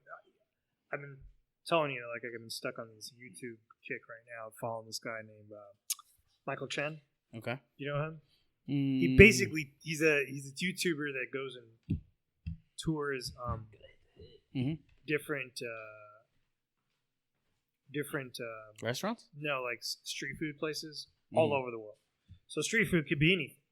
And in a pandemic, street food is probably not your best bet. No, well, that's it. He did this during the pandemic too, okay. right? In places like Oakland and like San Francisco, New York, Korea. Okay. He was going all over the place. All different types of street food? So street food could be like anything from food truck, hole in the wall restaurant, cart. Okay. Could be whatever, you know. Anyway, but he was going to Oakland, and it could be anything he does. He does a lot of Asian. He did a whole kick on Korean. Okay. I think he's originally Chinese, but really, and like so when he went to Korea though, the gas station convenience stores, like the 7-Eleven in Korea, in Seoul, ain't the same as the fucking 7-Eleven over here. Like, Sunshine's not getting taquitos over there. He's getting like, they're serving. He's not eating at all. No, they're serving like money ass fucking noodles, bro. Like just delicious. Like I was telling him about Michael Chen's when he goes to the 7-Eleven in Korea. Like their famous 7-Eleven that they have over there, that they basically like in Seoul, they're serving like really good convenience store food, hot. Yeah, they do that in, like over there a lot because it's like food is food, you know, and convenience is supposed to be convenient. Yeah. So anyway, like I really want to go and get some fucking noodles. I told Jay, I was like, Jay, do they have a? So what's up with the Chinatown in Atlanta? He's like, Chinatown suck. I was like, really? Korean barbecue, honey pig, honey pig. Honey pig. I was like, fine, let's go get some Korean noodles. I don't give a fuck. I want to get some Korean. It's got some fucking noodles, man. That's really what I'm just really in his noodle kick right now. So, gonna do that, and then the weekend after that, I'll get some barbecue and Fayetteville. Go to Jason's. Barbecue. Bring back some jerky while you're at it. I'll do that. And a shirt. I might just be every time he wears a shirt, I'm like, "Where's my shirt at?" I want a shirt for me, a shirt for Edgar. You want a shirt? No, I don't wear printed shirts. You don't wear any printed shirts? No. What's the deal with that? I just don't like wearing printed shirts. Printed shirts? Printed shirts. Like anything with design. With a logo? Yeah. At most, it'll be a polo, but polo, I mean, it looks weird without it. What about jiu-jitsu shirts? Is that okay? What do you mean? Like a top martial arts shirt? No, I don't wear those either. Actually, think about it. I don't think my polos even have a logo. I don't like wearing things with logos. That's why my gis are blank. Anti-fashion. You're just not like. Listen, if you ever were a fighter, you're gonna have to promote something, bro. Yeah. Nah, man, I'm gonna go out there with like I'm gonna have one sponsor. It's gonna be like Demetrius Johnson. It's just gonna have the Xbox logo. It's gonna be black shorts with the Xbox logo, exactly the same way. Or you could just do like white t-shirt and khakis. Show those in Cali. I'm just gonna show up there in my underwear. No, yeah, I don't know. It started in like college where I just like I'm just gonna wear the same shit every day. If you look at pictures of me in college, man, or in high school, I wore like Bart Simpson. I wore a white tee and jeans. That's it. And the occasional tank top. That's it. And then I leveled up a little bit. That's what you wear now. Shirt. You're wearing a tank top now. Yeah, this is my loungewear. Tank top and shorts. Gotta keep it comfortable, man. Ain't nothing wrong with it. Summertime. I come prepared, ready to roll. Ready to roll. Ready to roll. Are you gonna train in Richmond when you go up there? I don't know. Is your brother up there? Yeah, he's up there till the 20th, and then he's gonna you're gonna go see him before he leaves? Yeah. Where does he live? California. Okay. San Francisco. But yeah, I don't know because it's gonna be so short. It's gonna be basically I get there Wednesday night, so I'm not gonna really do anything. Thursday I work all day, and then we're gonna do something. And then Friday's Friday. So after I finish work, I'm probably just gonna go eat with my family or whatever. Mm-hmm. Saturday we're probably gonna go shooting, and then I'm gonna go to barbecue, and then we'll go home. You shoot? Yeah. Yeah. Handguns, shotguns. I got 3 handguns and an AR, but we're probably gonna go skeet shooting. You shoot? No, I only gone with them before sometimes. It's fun. I like. What you got? Couple handguns, shotgun. What you got? AR. Huh? What you got? 12 gauge. I've got Smith & Wesson 45 M&P. Oh, nice. 45 Glocks. I have 2 different Glocks. 17 and 18? No, I have a 26 and a 42. 42? Yeah, which is 380? Yeah. Chambered in 380? Yeah. I got a 17. That's a full size. Yeah, it's full size. Yeah. I got a Smith & Wesson 6+1 or something like that. It's like really old. It's a 7-shot. Yeah. Revolver. And then I got the I can't Colt. do a revolver. Yeah. Revolver hurts in my hand. Really? Too much. Yeah. I got the Colt MK4. What's that? So it's like this old collector's gun from like, let's see if I can find a picture. So you know what a 1911 is? It's a heavy gun. Yeah, that's like one of the World War II guns. They're actually very accurate, but it's very heavy as well. So like you have to put your arms out, hold it up, so it's a lot of weight on your shoulders. Yeah. Let me show you the original. And so I think it's 15+1 or something like that. Some of those. Huh? 15 plus 1, so 16. It depends. Rounds? It depends. So the 1911 started out. I mean, I feel like you've seen it. Like Seen it's it like in one a of the movie most before, famous yeah. guns aside from the Feels Glock. like I've seen that in a Yeah. James Bond movie. So that's the 1911, and the MK4 or the Mark IV, is like a little baby version of it. Oh, definitely it's not James Bond. Yeah. Octopussy helmet. I took it out of some chick's thigh.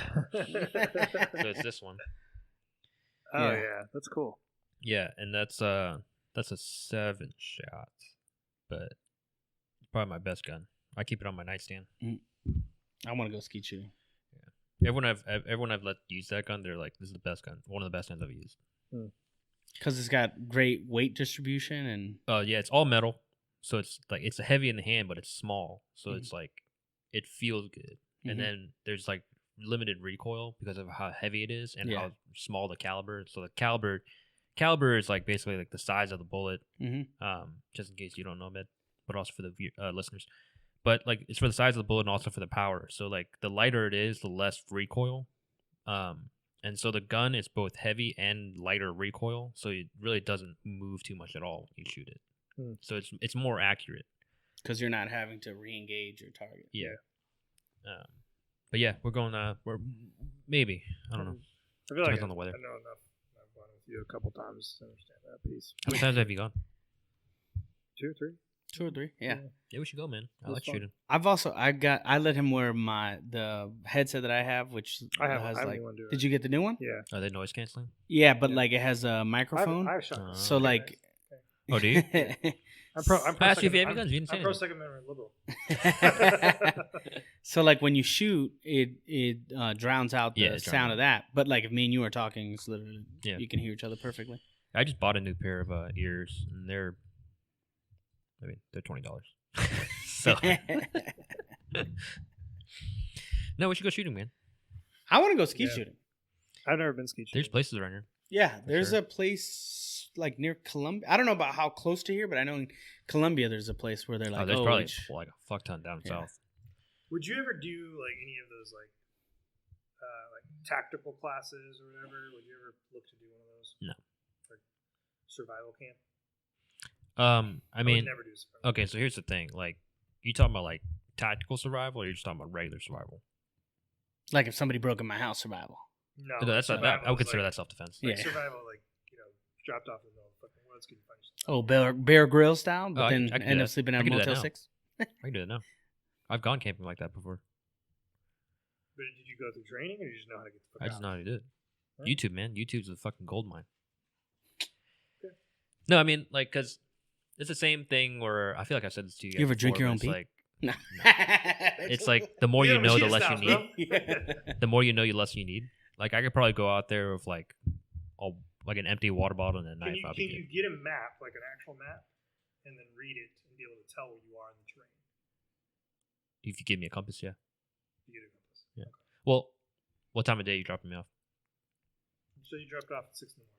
6 in the morning? Yeah, I Yeah, could do it. so- I could You probably got do a it full without a 9 compass. hours or 8 hours worth of I sunlight. could probably do You're it good. without a compass.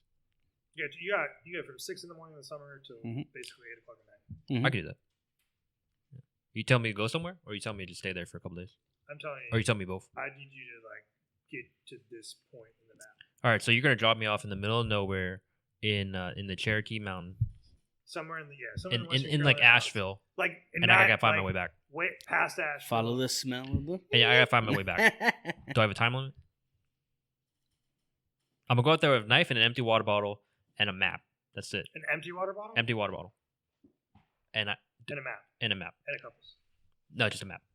Just a map. Just a map, or you want to give me a compass? I think you should get a compass. All right, you give me a compass. Okay, cool. I think you should get a compass. I mean, how far is that? Like 4 hours? You know, phone. From here? No Yeah. fun. That's fine. 3.5. 3.5 hours. Oh, that's long. Holy shit. Like this is past Asheville. That might take me. No, Like- you just need to get to a certain point in the map. I would say here. You don't have to get back to I could probably Charlotte. Yeah, you're not gonna get, like, Hey this man, is that's gonna the be- challenge. That's the challenge, man. I'm gonna give you this X. X marks the spot. I'm gonna show up one of those like mega beards. I know. Like it's like a gap trail or whatever. Like I can do How that. do we know you're Max? I could do that. you're in the thick of the brush. Yeah, I could do that. Could you, Matt? I don't think I I mean, because I haven't do. done. I've done a gap trail where it's like the shit is thick brush, but there's a little fine. I thought I was gonna like fucking die. Yeah, I made it. I already know this guy wouldn't make it because we went on a trail that was set that he had gone before, and he's taken me, and we got lost, and then we found our way. So, he's like, I swear it was here. I haven't done that extreme, but I've done something similar to that before. I don't use my phone though, so. I never really use my phone. I just know, like, I follow the trail markings. Yeah. Follow the white blaze. I mean, it depends on also how Some detailed the map trails is. are like you don't see shit. No, the blazes are like really far apart. You're just like, where is the? Some of the brush is growing over the trail. Everything is growing in it, so you barely have any place to move or anything like that. It's pretty crazy. And it's not in the Western Carolinas. Yeah, I mean it's pretty. What fun. about like the desert? No, I fuck the desert. Too hot, man. That's more your style. Nope. Yeah, I mean, I think I'd have to take a survival course to learn how to survive. I mean, it's always good to at least like take one just so you can get a different idea because everyone's gonna do it differently, you know. There's gonna be similar principles, but it's gonna be. I just don't. Here's the point. Like, I just don't see the need in today's society, modern all age, the technology that we have to have that. You know. Hey man, if you're not prepping, you're dead. You're preparing. I thought there was going to be a rhyme in there. I thought there was going to be a rhyme in there. Like they don't see. I wasn't prepared for rhymes. I'm if you're preparing not for cheating, death. you're not trying or whatever. Like, if you're not prepared, you're gonna die. But no, yeah. I mean, I think it's at least obviously again YouTube. Just YouTube that shit, man. You'll be all right. These are a lot more meaningful conversations. I hope you're listening, Brian. He told me. I told him about his brother. So if you ever get dropped off in a forest, don't get dropped off with a med, because you're saying you would fucking die too. Me? Yes. No, I have way more fat on my body than you. I would survive way more days. He doesn't need to eat at all. Exactly. Dude's a camel. I would survive way more days. Yeah, his brother was saying that we need to up the ante basically on conversations, up the level of conversations we have over here. Did he? No, he just said like it was the stupidest conversation you've ever heard in his life. Oh no, that's the time you guys are arguing about what was that? Cameron's Muay Thai like training. Oh yeah. Cameron, if he's regular or not. So now every time he competes, I send Ahmed a photo. We had to do a video shoot actually. Did you show him the video yet? I haven't shown him the video. You did a video? Yeah. I should have taken my shirt off. You were pretty funny in the video anyway. It was pretty funny. Oos. Yeah. It was Let me see.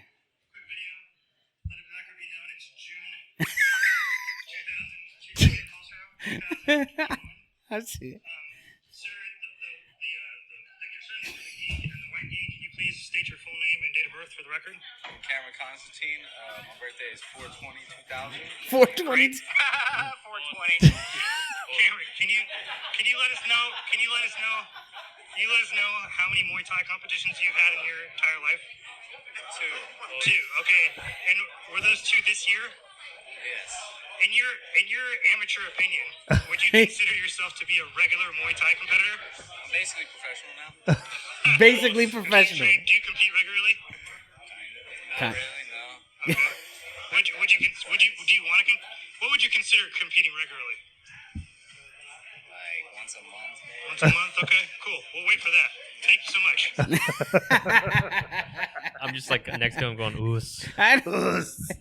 He seemed like the close talker. Like I want to hear you. he was like with his white belt like wrapped around his head. Yeah, I took his belt. I was like, give me that. Give me that. I felt like you're like the. Did they? You like did if he there's know like who you were gonna send it to? there's WWE like interviews and like you're the tag team partner that never yeah. talks. I'm the He's showman. like the Asian guy tag team. I'm the showman. I'm not the hype man. I'm the Yeah. showman. It's like Henry Cejudo with Mike Tyson. You guys ever see that?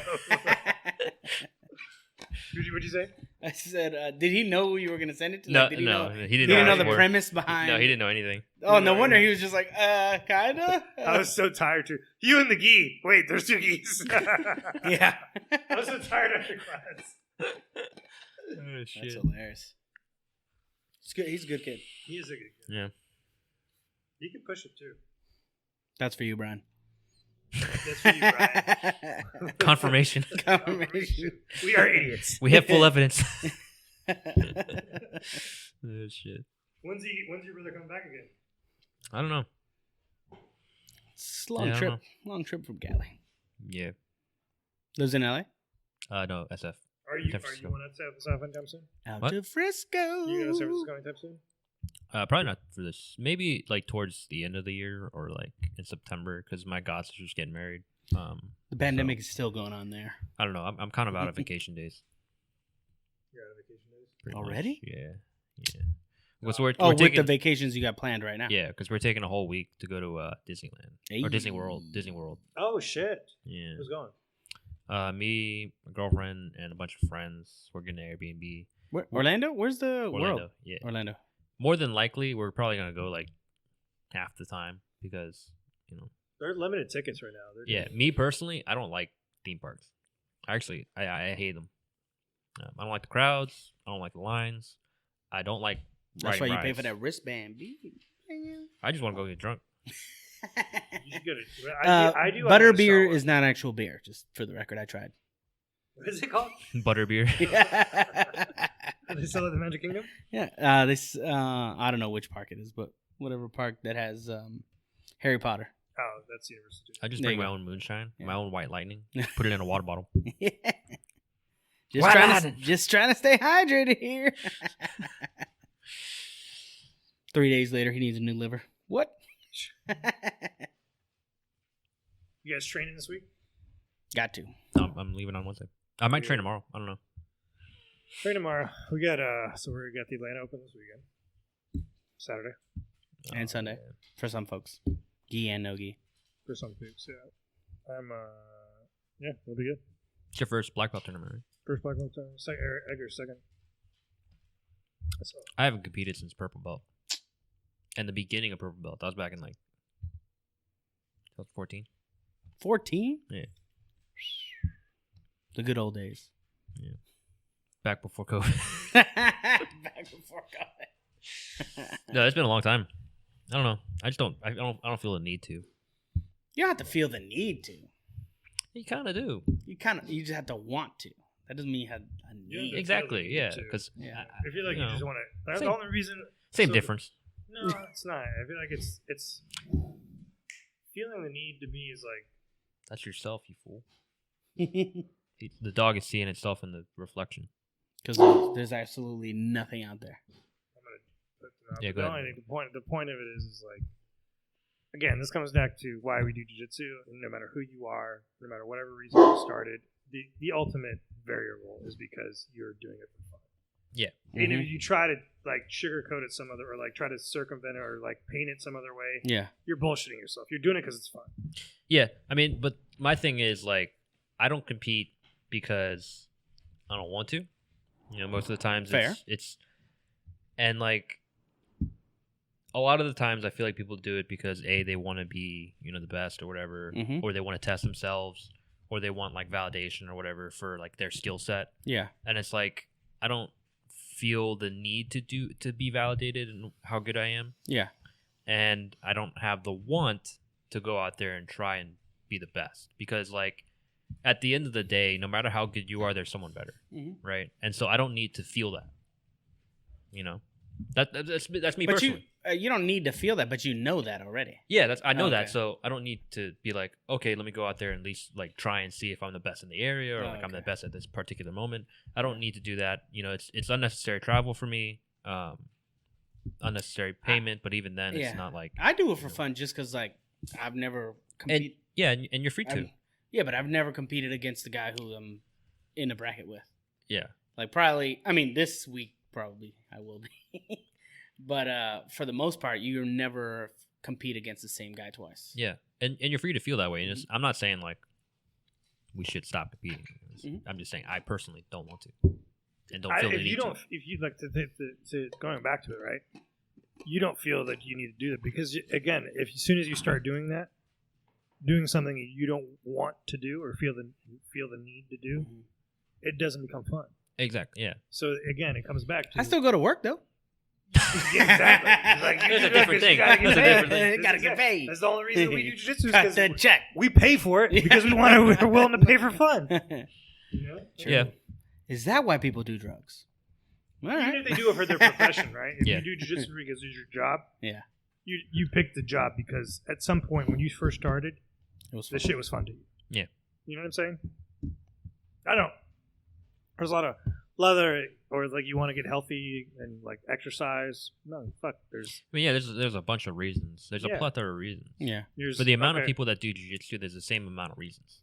But it always comes back down. Is what my point is. Is it always Fun. comes down to the fact that you're doing it because it's fun.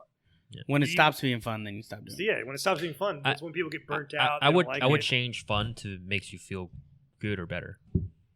Because some people, it's not like it's like. It's because you hate fun, Max. Well, no. You're not wrong, but listen. But Hear in me all out. seriousness, it's like Yeah. when I first started doing jiu-jitsu, it was because I wanted some sort of off-season supplement to wrestling, and I didn't do wrestling because it was fun. I did it because like I felt like I had to, because my whole family wrestled, and wrestling team's pretty good. I got to stay on the team or whatever, and I continued to do jiu-jitsu because back then I was an angry kid. And I needed something to do where I could beat the shit out of somebody without any good. implication. Exactly, that's what I mean. So you change it from fun to good because I felt good. I didn't think it was fun. You didn't, but you're like, there's a lot of things that whatever it is. Like, I mean, you could feel good doing it or whatever. However you want to paint it, man. Yeah, but that what I'm saying is you should change the word from it. It's fun for certain, like for everyone, but to it makes people feel better because like when you have fun, you feel good. When I did it, I didn't have fun, but I felt better. So it's like, there's a difference, is what I'm saying. I'd venture to say that. Like doing it for your mental health. I think versus, every time you come to the gym today, When I first started, I hated it. Now I have fun. There's a difference there.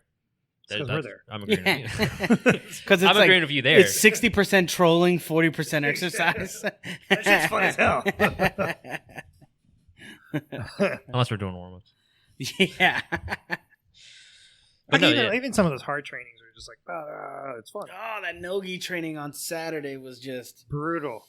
That looked brutal. I did it once with him, and he was like, I thought it was.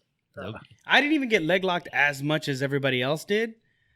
But just like there's one point where he literally just wrapped his arms around my rib cage and just squeezed super tight. And I was on top, so my weight was on top of him. And he just kept squeezing, and I was on the verge of like tapping from the squeeze because I couldn't push his arms down below my rib cage. Helton? Oh. I couldn't push his arms down below my rib cage. And then at one point, I just darted my arm in and created some space. And I was like, you could tell, like, I watched him roll. Because I just felt like, oh, he could pop me up with his butterfly hook anytime he wants to. Yeah. For my leg. But then he did Edgar, and I was like, okay, I don't feel so bad. Because he can pop up anybody with his butterfly hook. He just pops them up. Yeah. He goes, dips under and grabs their ankle or grabs their knee. Because my thing was like, I didn't want to get low enough that he could triangle me because he will. So I'm like, all right, if I don't pop up when he pops up, when he brings me up with his hook, then I'm gonna get triangled. So I was like, all right, I'm not gonna be like these other dudes. As soon as we pop up, I'm spinning out of it. Yeah. You did. Popped up, tried to spin. I almost tore my own shit. So I was like, never mind. You got Charlie's legs like nonstop, just brah, brah. You know, he did pretty well with him. Steven's pretty good in the movie. Yeah, Steven's pretty good in the movie. Also a bigger dude. Yeah, I also feel like he probably trains more than Yeah. Seen him do this. That's the new meta too. That's the new meta too, though. It's leg locks. So it's a different game. Yeah, but it's a trending game. That's what everyone's doing. Trending. You think it'll go out? Do you think new things will happen? I don't think it'll be as fast. So now that we've brought up the no-gi topic, did you gentlemen see on the interwebs that Andre Galvao has said yes, I will be fighting, defending my super fight title at ADCC, and apparently it just came out now, even though he agreed at the beginning of May. So he's saying he's saying he agreed at the beginning of May before Gordon said he had all these problems. Let me preface what I just said by hold on, no, hold on, better, bro. Let me preface what I just said with I only read the title of the article. I didn't read into it whether it was he's the one who said that he said yes in May, and then the promotion said don't say anything until now. I don't know who kept it under wraps, or if he's the one that came out and said, "Oh, I agreed to it a long time ago." You gotta read Anyways, the article. I know that's so hypocritical of me, but still, it was on my timeline. I was like, "Wait, what?" And people, I gotta were go like, to I gotta go to the podcast. I gotta get out of here. Just texted to Faith and like, read this to me. Send me the cliff notes. Send me a voice memo. So that was interesting to see. But Gordon retired in May, like in the middle of May. Yeah, I think you're right. Yeah. So I think that's the whole he just retired indefinitely, right? Or he just quit fighting indefinitely. Yeah. Because his medical issues. That's a big ass moth.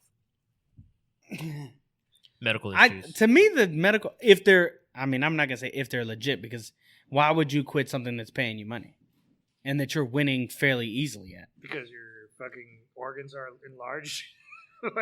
Nah, because there's plenty of dudes that do roids and they're still. He's got some kind of plastic. Well, he said it was. Obviously, he's not going to say it's the roids. You know, the whatever PEDs he's taking. Plastic. He said it was the staph. He said, the staph led to it because he had to take antibiotics. Yeah. And the antibiotics eliminate his gut flora, which now in turns gives him stomach issues. He's always feeling nauseated. And then people are like, try different things, become vegan, do this, do that, like smoke weed, CBD, people are gonna say blah, whatever blah. they're gonna say. Like, again, he's saying he's gone to a lot of medical professionals and... Are the comment section full of jiu-jitsu doctors? Is that what you're saying? Oh, thousands of them. They're out of the woodwork. That's how it is, man. Jiu-jitsu people feel like they're the professional at whatever thing that they're giving us advice about. I think that's everyone. I think anyone on the internet. This is the hard part. Is like anyone commenting on anything on the internet. I've been training jiu-jitsu for a long time, bro. It's full of idiots. The hard part is I'm not doubting that. I'm just saying on the internet too. There's full of idiots too. He's talked so much trash and he's backed it up. But he's talked even more trash on top of that. So now that he's like in a quote unquote vulnerable state, people were just like, yeah, that's bullshit. Or they're calling him bullshit now. Yeah.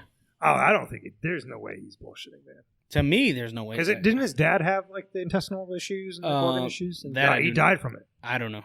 That I don't know. Because he doesn't say it's genetic. It was from taking antibiotics when he had staph infections. I'm not saying that's. I'm not saying that people want to call that bullshit. They may he's obviously dude, he got so big so quickly. Wait, I'm just saying what are you assuming, right? I'm not assuming. I'm just bringing question the fact that. So you're gonna say a gentleman of his age, body structure, could not put on that amount of muscle mass, being in the gym 24/7. Doing jiu-jitsu? Well, he's lifting and doing jiu-jitsu. I don't think he could go from what he was to What was the time frame?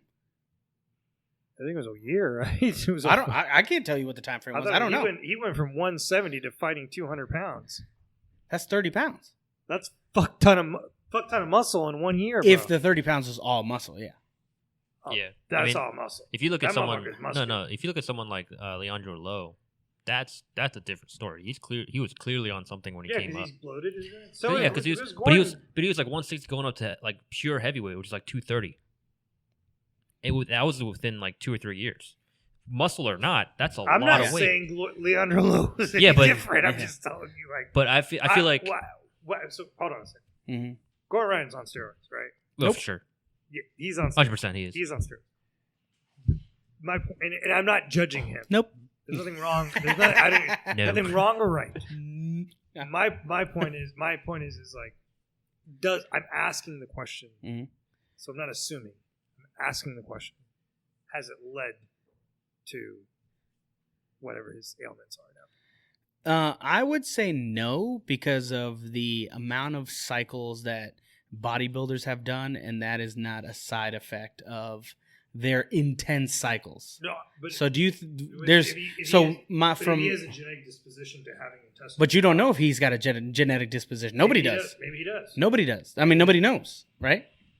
You don't know what. Nobody knows. Antibiotics caused. They definitely do kill gut flora. He does have problems with I know his dad had diverticulitis or whatever. Diverticulitis? Yeah. He did. Yeah, that's also like, but isn't that like a liver thing? No. Nah, it's your intestines. Intestines. Whatever, man. Whatever it is, it's something in the body that fucks you up. Whatever, bro.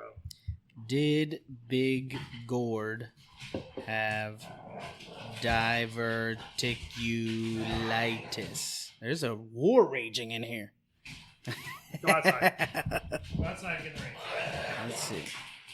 It's like fucking Lion King. It was. Watch Gordon Ryan's dad have died from like a heart attack or something. It definitely was some sort of medical issue.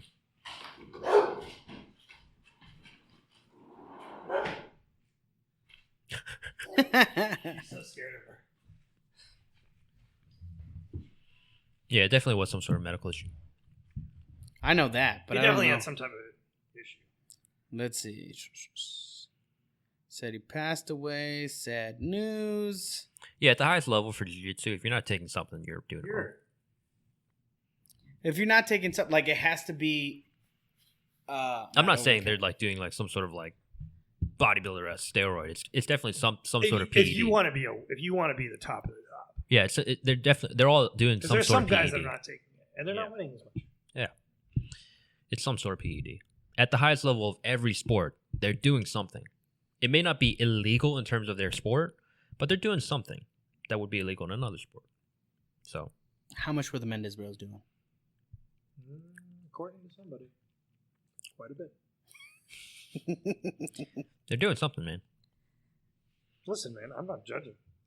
Oh, I'm not judging you either. That You have sounded to. pretty judgmental. You have Sounded to. pretty Unless you're judgmental. some sort of like If it was absolute my physical job, freak. If it was my job and I wanted to be on top, I would do it too. Yeah. Listen, Yeah, unless you're some sort of absolute physical freak, you have to be on something. And I'm talking about physical freak, not like the Olympic athletes, because they're physical freaks, but like they still have to do something because their bodies are going to deteriorate. because they're going against other physical freaks. Yeah, and their body's going to deteriorate from all that training. But unless you got like Captain America going out there and doing shit, even he was born on steroids. Yeah, come on. You can't find it. No. What if Jaden Cox did jiu-jitsu? He'd fuck people up.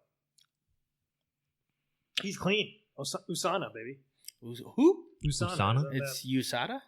No, it's the supplement thing that he's on that he always promotes. How it's the cleanest thing you could be on. Oh, I don't know. I don't know. I thought it was going to be Herbalife or something like that. Or was that Fit Tea? Yeah. It's a Ponzi scheme, damn it. It's a Ponzi scheme. If Jaden Cox did jiu-jitsu, pretty Devastating for... other people. Yeah. I was like, for the wrestling community? Because he wouldn't be... Yeah. Well, for the wrestling community, they fucked that up. They really did fuck that They up. fucked that up. It's like, dude, you figured Wait, it so what was the whole... So he arrived late, or what was the whole thing? Do you know the exact Yeah. reasoning? So, Are you aware of this? What? As to why... Did we talk about it before? Why Jaden Cox didn't make the Olympic trials? No, I didn't know about this. so Jaden Cox is one of the favorites for the world for the Yeah. 97-kilogram weight class. So he shows up the day of the competition. You weigh in the day of the competition. You weigh in. So he was told by his coach, because his coach thought they were supposed to be weighing in from 8 to 9, but weigh-ins were from 7 to 8 in the morning. Right. So when he gets there, he got there a little bit before 8, and they were told, like, the scales close at this time. He goes in, so he weighs in right away, and he's like 2 pounds over. Right. So he goes and runs for like whatever, 15, 13. Well, he shows up, I think 10 minutes right after the scales close. And he weighs in underweight at 97. But he was Past the time. disqualified. Yeah. Right. So, point is Such like, a somber description. it is. It sucks. It sucks because you're like, I mean, it's pretty Tissues? shitty Do to you have lose tissues? that. to not get a chance to compete, right? opportunity So he for and miscommunication. He appealed that day. Didn't get approved. I think everybody's thing is like, who miscommunicated to who? Yeah, exactly. Right. So he stuck with his coach. You know. He Yeah. did. And his coach is not a new coach. Kevin Jackson is the head. He's one of the head. Sorry, is the assistant wrestling coach at the Olympic training facilities in Colorado. So he's been through this rodeo before. So it had to have been a simple miscommunication. Yeah. But he didn't know, and he didn't weigh in appropriately, and he's basically, for that reason, his appeal was denied. And the point I was saying is, like, if it was any other country, Russia, Iran, they're figuring out a way to get their best guys able to. Yeah. They ain't fucking around. Russia's also drugging their best guys to get them to compete. They're figuring out. Iran is going to figure out a way to make sure that the two best guys get a chance to compete for that spot. I mean, wouldn't they have? I mean, I'm not sure how they do it everywhere, but I feel like as exception protocols or something. Because it's for the Worlds. This is for the Olympics. For the Olympics. This is over 4 fucking years. Yeah. So his whole life is dedicated for these 4 years, and it just been wet away just like that. Yeah. So like I feel like in those situations, minutes. the whole country's team should be going at the same time. They shouldn't be doing it separately. Like even if you have separate coaches, like no matter how big the U.S. is if you're qualified for the Olympics as a U.S. athlete, I feel like all the U.S. wrestlers should be like, hey, we're all meeting at this location. We're all going to weigh in at this spot at this time together. Right. It shouldn't be separated. Like, just get here. It should be like a wrestling team for high school. Like everybody's showing up at the same time. Everybody's weighing in at the same time. In this situation, though, like each one of these guys have their own like regional training team. Yeah, but I'm saying besides the point. Even if you have a different regional training team, you're still a part of the same country team. Mm-hmm. So like, get here at the same time. That's how it should have been. I'm not saying that's how it's done. I think they did say that. Get here from 7 to 8, and the motherfuckers showed up at 8 o'clock. So like, to me, what hurt the most is like he wasn't trying to get over on the system. No, because if he was trying to get over on the system, then he would have. I don't know. He literally made the weight. He went and ran his ass off for the fucking short time he had to have. Yeah. Mm-hmm. Did whatever he could, and he made the weight. Yeah. So like that, and you feel bad. Yeah, you feel bad for him, but you also are like, yo, man, he's the guy that's probably got the best shot of beating the Tank, like Sajlayev. Yeah. Abdul Rashid was. You know what I'm talking about, right? Why was it such a tight protocol? Is my other question. It's the fucking Olympics. This ain't the Olympics. No, I mean this is the Olympic Committee in the United States, the U.S. Olympic Committee that runs. I know, but that protocol, they ain't fucking around.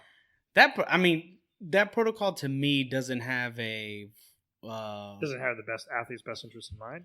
Yeah, in my opinion, I agree with that. Because what's 15 minutes? It's all Monopoly. Is 15 minutes how would 15 minutes? Because it's probably going to be right if we round it up. Maybe let's say 30 minutes. What was it? But hold on, what was that 30 minutes going to give him an advantage versus other? I don't think it's about an advantage. It's about following the rules. Yeah, it's about the rules and the fact that if you gave this person, allow this person to weigh in after the scales closed, then you have to do it for other people too. Yeah, it's the whole reason the weight class exists. How many people? The point is like. How many people, honestly, have broken the rule? Or what? No, I want to know specifically how many people have showed up to the Olympic training, like the Olympic qualifiers, and missed fucking weight. Oh, I'm sure more than one. No, I guarantee not very many at all. Not very many. Yeah, true for Olympics. Yeah, these motherfuckers are like they've been cutting weight their entire lives. Yeah. I feel like if anything, they would show up on weight. They show up on weight, or they show up. That's another thing. He showed up. How much underweight? 2 pounds. 2 pounds over. He knew he was like think of it like this. He showed up a little bit before 8. That's what I meant. Overweight. He showed up a little bit before 8, and he knew he had an hour and 10 minutes. Yeah, but even then, like you shouldn't be using that hour to cut weight. You should be using that hour to focus. No, some people. I think a lot of people do that. Yeah, but I guarantee you that a lot of people showed up. How smart is that? And cut weight till 8 o'clock. Yeah, but how smart is that? That's not too especially smart. on tournament day. I think the majority of them do that. I think I'm not saying like I literally think that like probably 90%. Right, but now think about it from is that a good idea? I mean, if you win, yeah, sure. This guy, I mean, he's won. No. Do you think that's a good idea to come in 2 pounds over, right? let's An say hour you've already, before. an hour before, you've already sucked down quite a bit of weight, right? It's not like you have a huge dump you got to take. You know what I mean? Like, and you're expending for what should have been an hour energy to lose that weight, weighing in, and then you have to wrestle in whatever 3 hours, 2 hours. I don't know. I would say like I think it's probably the norm, and I think it's probably okay. No, but I'm saying you like don't go No, with the I'm general. not an expert. I'm not an expert. But I know. But I want your non-expert expertise. If my coaches think this is the best thing for me, But to see, do, you can't answer the question. No, I'm no, no, asking no, no, no. you. See what Brian, we I'm apologize. asking you. This is becoming a stupid conversation. Because you won't answer the question. We are one listener that we're apologizing to. I think weight cutting's stupid though. I think it's dumb. I think how it should be. I mean, you can't do this for everything, obviously, especially not the Olympics. You can't have these guys show up a week early. No. You know, it'd be different. Like, obviously, I'm talking about more about like, prize fighting, quote unquote. Be like MMA. You know, to get rid of weight cutting, you should have these guys weigh in twice, 2 or 3 times. One FC, bro. Yeah, but even when they do it, they still do it a traditional weigh in the day before. I think they should do so. Like they have a fight week, right? Yeah. So the fight week is when everyone's at the venue, they're getting ready and setting things up, doing interviews. The guys are already there. They should be. Yeah. Weigh them on Monday and then weigh them on Friday. Make sure they're the same weight or within at least like a couple pounds of the same. Isn't that a thing for boxing? Like you weigh in at your 145 and then you can't weigh over 153. Then also they have like the a fuck ton of weight classes. They have like 20 weight classes. In wrestling, in high school and in college, you have to certify. You have to certify your weight at the beginning. Of the Yeah, I season. remember that. And then you're that weight the whole season. I mean, like No, so, you can only cut to a certain amount. Yeah. Oh. So you have to. So if you wrestled you wrestle 150, right? You couldn't weigh at the beginning of this point in the season. Say the first match is in 2 weeks. They're gonna weigh everybody in at 2 weeks before and say, for the rest of the season, you have to be within 8 pounds of that 150. So you can never cut below that 150 weight class. Yeah, when I wrestled, I weighed a preseason. I weighed like 160. They did a body fat and like a hydration test. Yeah, and I couldn't go past 142.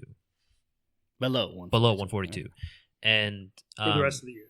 Yeah, and so I wrestled 145.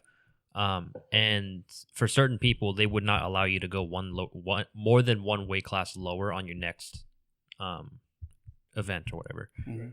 So like some guys that wanted to cut from like 145 to 135, they could only do 145 to 140, then to 135. So they had to go through a series of weight classes. Do that too. Yeah. You have to have a certain amount of matches at that weight before you drop. Yeah.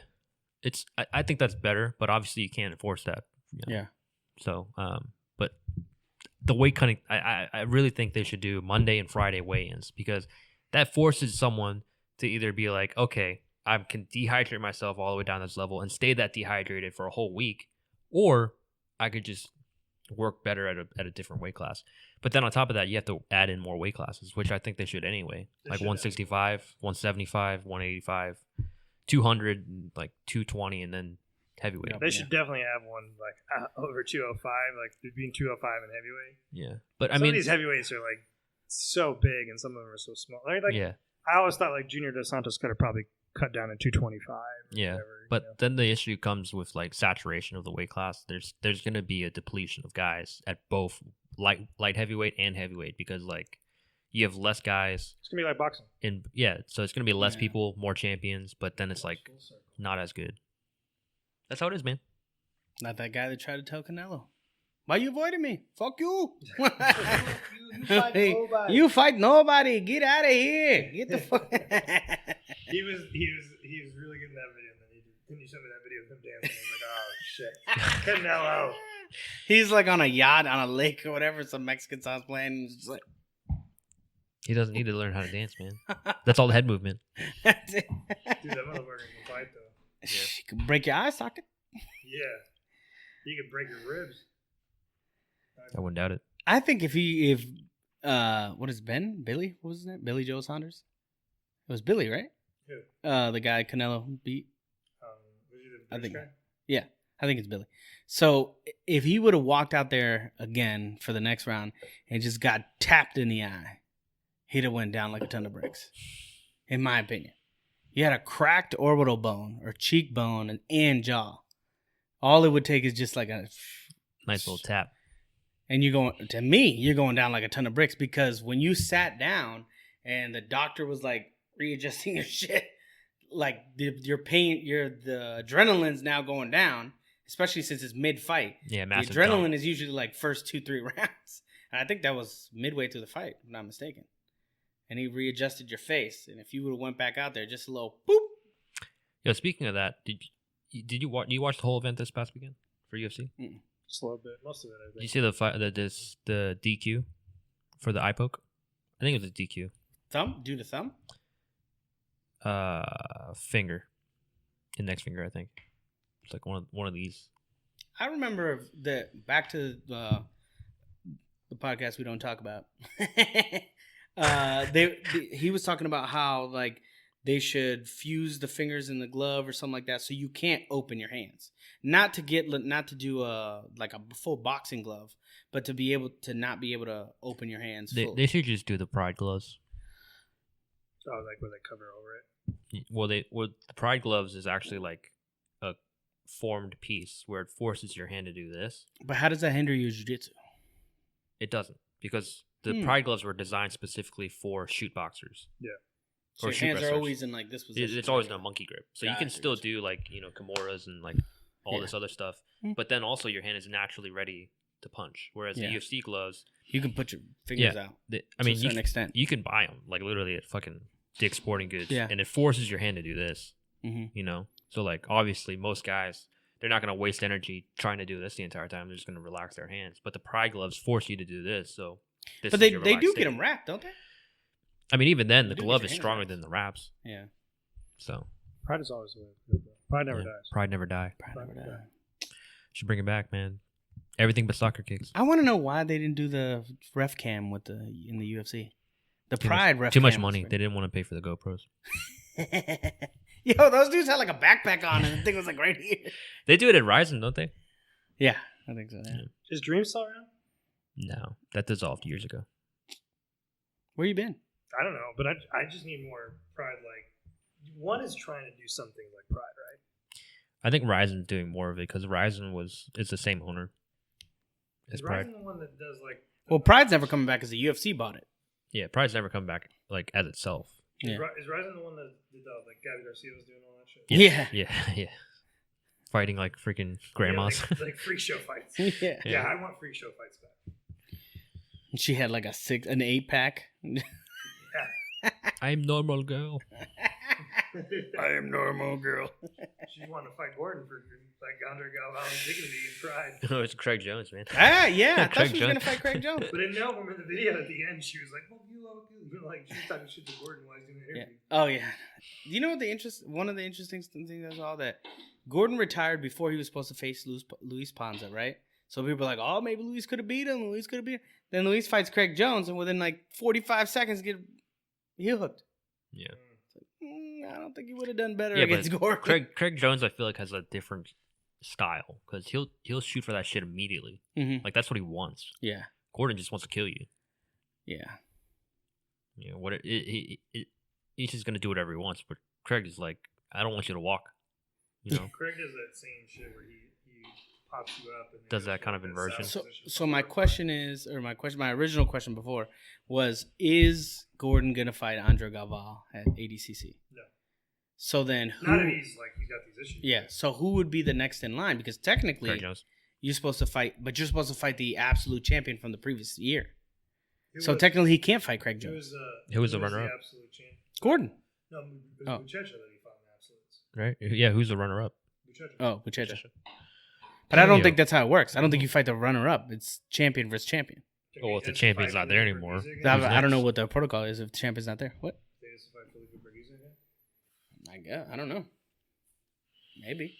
Felipe Pena is like kind of low key one of my favorite fighters to ever watch, bro. Oh, I like him a lot. that made Especially me think. in Gi. I really like him. in Gi. That made me remember. I have a question for you guys. So in terms of competition, Mm-hmm. right? So in especially like esports, like gaming, there's a concept of best of series, which basically is like a best of 3, best of 5, best of 7, best of Mhm. 9, whatever. What would you guys think if there was a not a tournament, but more like a competition, kind of like what is it called, NWO, where it's like they do a best of series, where it's like a group of guys, like 8 guys, and they all compete in the series, like best of 3s, and then the finals is best of 5.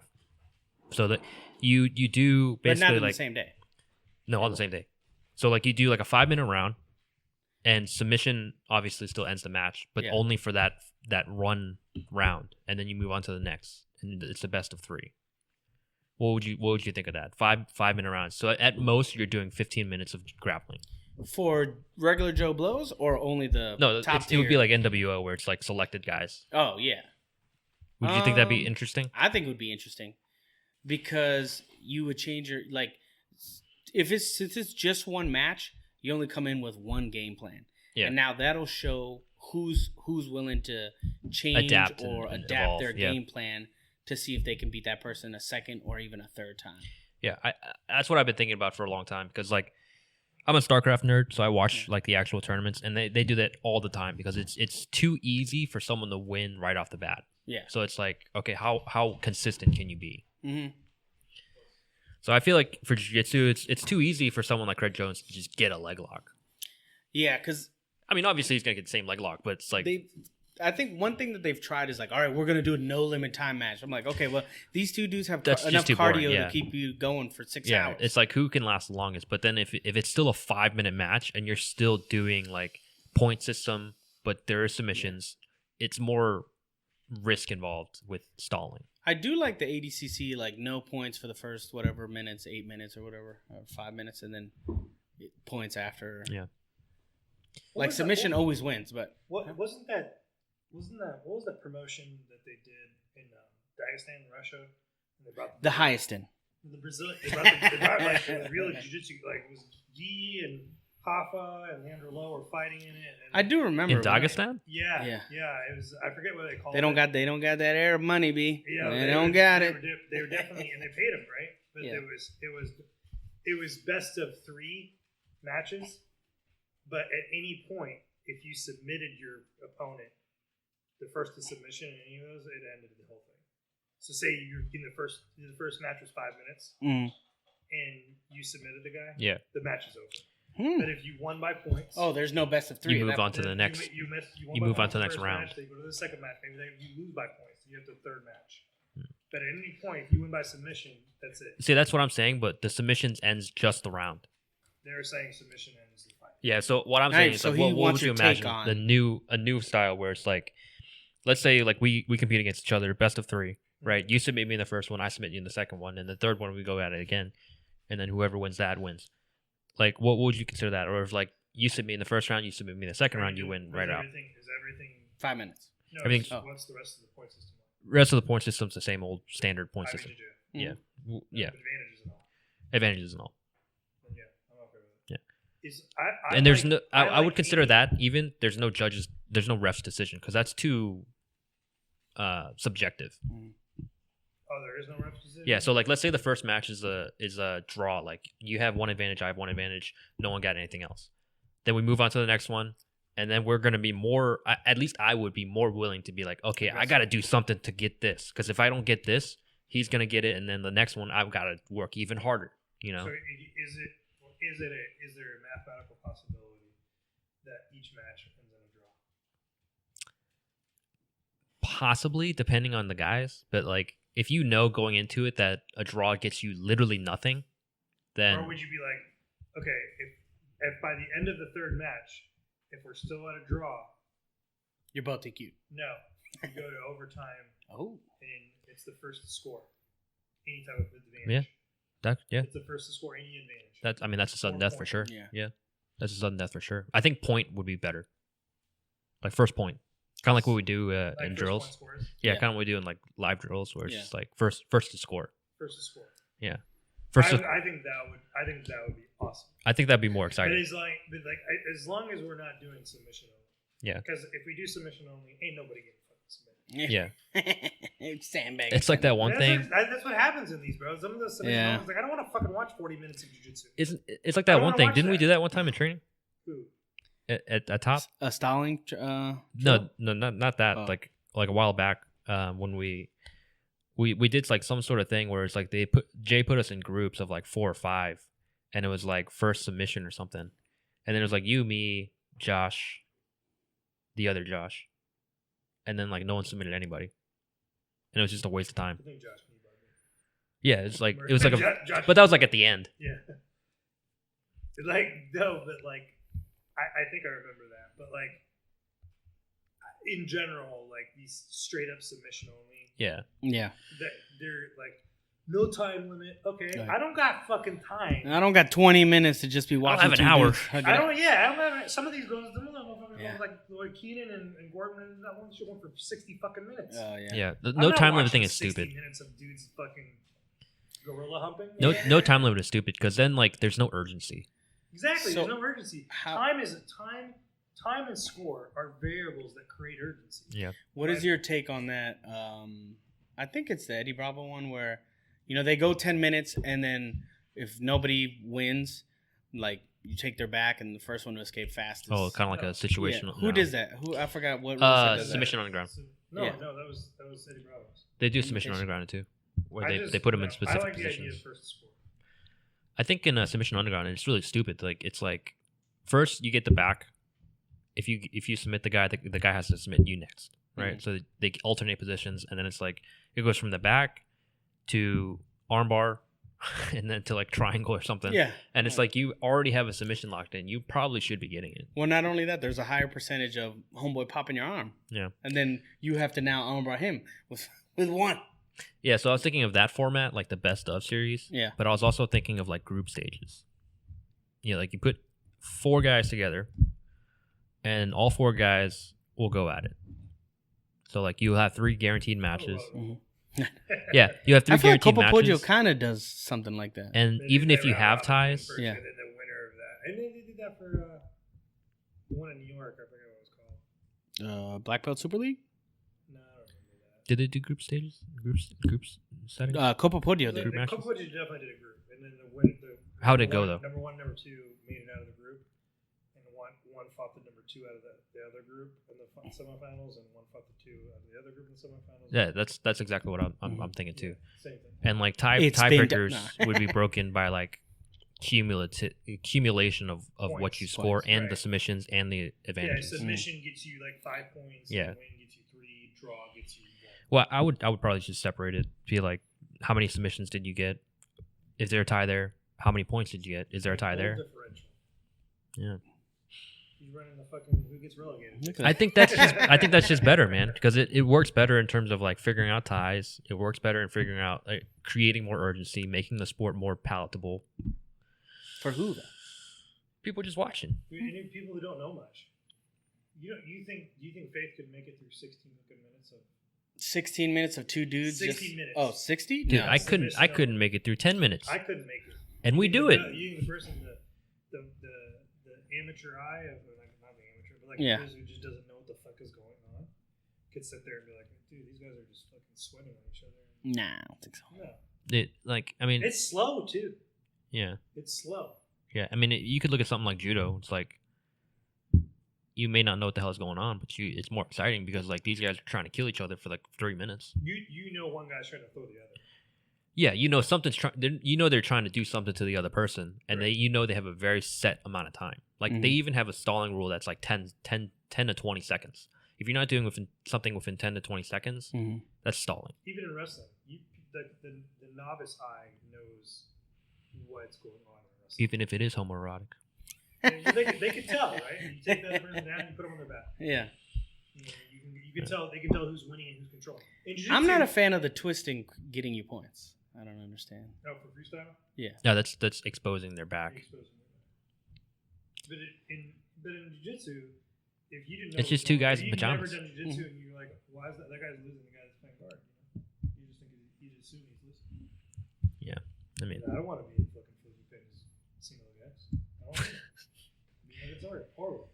But you're on top. No, it doesn't mean I'm winning. Doesn't mean I'm winning. It's a 50-50.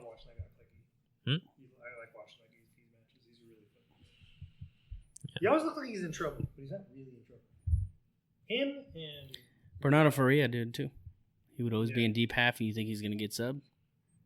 Nope. That's the trick. You just got knee barred. Sucker. That's the trick, man. They lull you to sleep. Regardless, you can tear your fucking shoulders out. Just different submissions. I like it. So Keenan's gonna fight in Who's Number One, and I sent it to Ahmed, and I was like, "Look, Ahmed, I'm looking forward to this." He's like, "Why are you looking forward to this?" It's gonna be boring. I was like, "What do you mean?" We had just discussed how he hadn't fought in a while. Like, Did we talk about that? yeah. Okay. I don't know if we talked about it on the podcast, but we did talk about how he hadn't competed in a while, and he used to. I just compete automatically for him. assume like who's number He one. used to compete regularly. I automatically equate who's number one to the shit that we're fucking talking about now. What do you mean? Like submission only, 40-minute match. Or whatever. Like, Oh, but they don't have. Who's Number One doesn't have a 40-minute match. I don't know. Oh, Like, you don't know, yeah. I just if it's flow, Yeah. I just automatically equate it. Unless it's IBJJF, I'm probably not gonna watch it. And it has to be like They've got good matches. Who's Number One? They've got Micah Galval coming up. The Ruotolo brothers that fight coming up. I like watching the Pan finals and like starting the worlds. I like watching the quarters. Aside from that, I just watch the matches that show up on Reddit. I'll ask somebody for the flow. I like IBJJF has been reposting like old YouTube, matches. YouTube shit? They've been reposting like older matches. They're like even matches that you couldn't go, like they were only took place in Brazil. Good ass matches. Yeah. Fuck, they got some good ass shit. Back when you could put patches anywhere, by ball sack and a whole line everywhere. paint your gi. Yeah. Yeah, dog. There's some fucking bomb ass matches back in the day. Yeah, it was back when all the guys were coming up. All those crazy motherfuckers that just didn't give a fuck about anything. So I've been watching a lot of like YouTube whatever tutorials. Felipe Pena? Yeah, I got you. The people who are really good at just explaining positions very well. You've been listening to John Danaher? No. I can't. He just drowned out. Like I'm not trying to. He's like the Jordan Peterson of fucking jiu-jitsu to me. You know what I'm saying? Like, By the way, they said, "Yo, if you gave him the option to choose a suit or an high end, what do you call it, rash guard, he picked the rash guard every time. Of course, that's like he's never not worn. Gordon's a rash like guard. he's got a rash guard. He's going out rash guard. I was like, going out? What? He wore a rash guard to the funeral. because you never know. I never understood that. The always wearing a rash guard. Yeah. It's weird. You know what I related to? How they have like the thunder sweaters for dogs. Yeah. Maybe that's what it is. Yeah, Maybe I it feels could comfortable agree just with that. It's always like hugged. You know what I mean? it's like, you know, he's like just kind of developed this like comfort with it, but it's like I never understood why people say like no-gi's more realistic in terms of like everyday life. Because it's like, oh, you don't have grips and See, he heard you talking shit about nogi. it's like, oh, you don't have grips. You don't have grips in the real world. It's like, Yeah, you all right, do. unless you're grappling naked, you can Yeah. clearly grab a shirt. You can Yeah. grab the pants. You can grab freaking like a hat. Yeah. You know, Doesn't matter. Got your hat. Got you hat? can grab something, and it's like no-gi. It's like you can't grab nothing but yourself and him. Doesn't make sense. I was saying while I watched really like Mikey Musumeci Yeah. explaining shit. Dude, And that now he's loving himself some nogi. I'm watching the Nogi. Ooh. Isn't he I mean, I'll say two things. His nogi is great. It's not super watchable Isn't he because competing it's soon? so fast. He's Huh? competing soon, isn't he? Yeah, he's gonna compete again in What's his name? in June, I think. Mika? I feel like No, he's not fighting Micah Galval. Somebody else is fighting him. Because Micah Galval is not black belt. Or He's got fucking muscles. Micah Galval? Yeah. Yeah, he's fighting somebody. He's fighting somebody, but not Micah. And I really like watching fucking JT's. Torres? Oh my god, that guy's great at explaining shit. Really, really good. I watched Master Ken. Bernardo's got good guys that come through though. I like watching some of those. And he had Mikey on there, but he there's some stuff that Mikey was explaining that I've been using a lot in my game now, and it's really helpful. You know I do it, but I don't pick up on when to do it until he kind of explains certain things like daily Hiva positions and. He's gonna fight Andrew Tackett. Andrew. Dude is fighting. Micah Galval. Oh, he'll fuck him up. That guy is a fucking monster, man. I forgot who Mikey is fighting.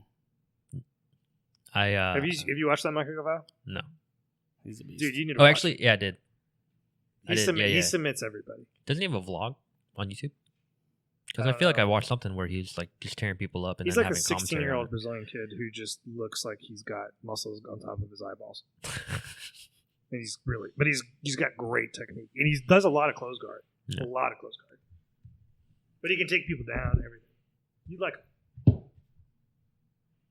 Yeah, I was gonna say I follow Shintaro Higashi on YouTube. He's a judo guy, and so I watch a lot of his videos just for the small tidbits because his videos are like 2-3 minutes long. Yeah, he speaks English. They're like 2 or 3 minutes long, and it's just like he's not really describing a specific technique. He's more describing like the methodology. Yeah, like a certain scenario. Like if you miss this, you can go for this throw or this throw, and it works phenomenally in a chain. Who do you get to do stand up with? Mainly Charlie. Mainly it's just Charlie. Yeah, Shamal. If he's there, but normally he'll pull guard anyway. So, some of the white belts, they'll mess around. Did you stand up with him a little bit? A little bit. He mainly pulls guard too. So he's getting a stand up though. Who? Helton? Yeah. Yeah. He's got a good stand up. He's got a lot better wrestling than I thought. I mean, I feel like at a certain level, you kind of need to be well rounded enough to where you can just kind of beat up on regulars. Yeah. So guys who work in HR. I don't know who's coming. I swear he's gonna fight soon. No, I thought he was. He's he already fought. He beat Luis Pinheiro via heel hook, and then he lost. He beat some other guy before, so he's already fought twice. I don't think he's got a third one set up. Mikey? No, Mikey. Oh, Mikey. Oh, I'm looking at the wrong guy. I feel like I miss out on one of these announcements. Twitter doesn't really put them out there. It's your fault. Just trolling dudes. The Jones Rotolo is up for June 18th. Who's Jones? Craig Jones? Yeah. Remember he? Brothers? Yeah, because he was supposed to fight him before, but he got he ended up when he got the COVID shot, he retained water, or got bloated or something to that effect. Jones said that? Yeah. Marcelo Cohen. There you go. That's no. Oh no, that happened already. already. That happened already. He might not have a third fight. That's the most recent update. But he's. I don't know who he was going to fight. Yeah, well, wherever it is. He's going to beat whoever it is. Max, I'm going to take. Oh, he's a Gilbert Burns guy. I didn't know that. Huh. Yeah, Burns. He was under the Burns for a while. Yeah. I'm going to shoot you a photo of one of our meetings this weekend. Why would you do that? So he knows. That you're eating noodles? The ones you said you were going to eat? To make sure he knows. I'm going to ask your thoughts on this stuff, too. All right. He's going to send you a picture of honey bake. He's going to just send me a picture. Can you make this? I'm like, all right. Can you make a lot of noodles?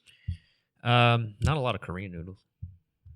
I understand the concept for a fair amount of them. Jay, why do we have to go eat Korean noodles when there's some other noodles we can have? Like, what if you really had to eat noodles? Who makes the best noodles? Koreans, Japanese, Taiwanese. All right. Thai. I'll put it in several categories. So soup, I would say Japanese, like soup noodles, Japanese. Okay. Over Vietnamese. I feel like he let him give you what he's got. I'm just asking.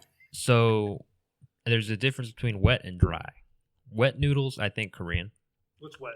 Wet noodles would be like something like jjajangmyeon or like japchae, which is like it's like buckwheat noodles or like kind of like a bean noodle.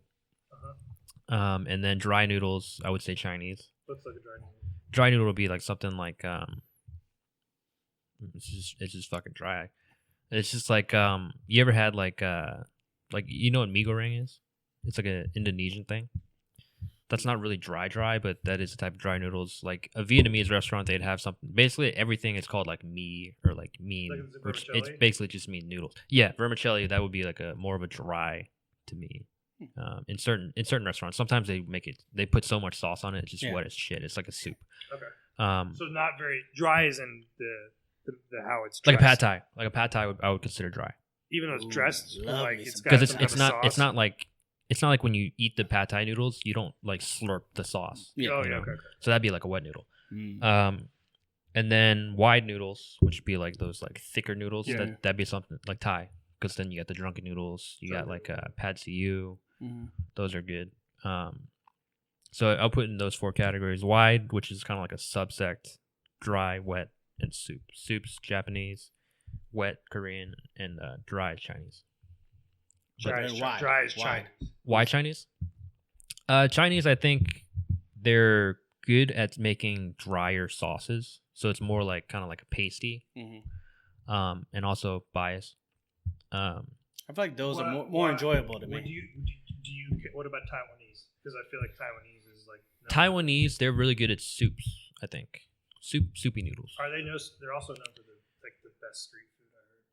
Yeah, I mean a lot of that's more subjective. Yeah, that's more subjective though. What?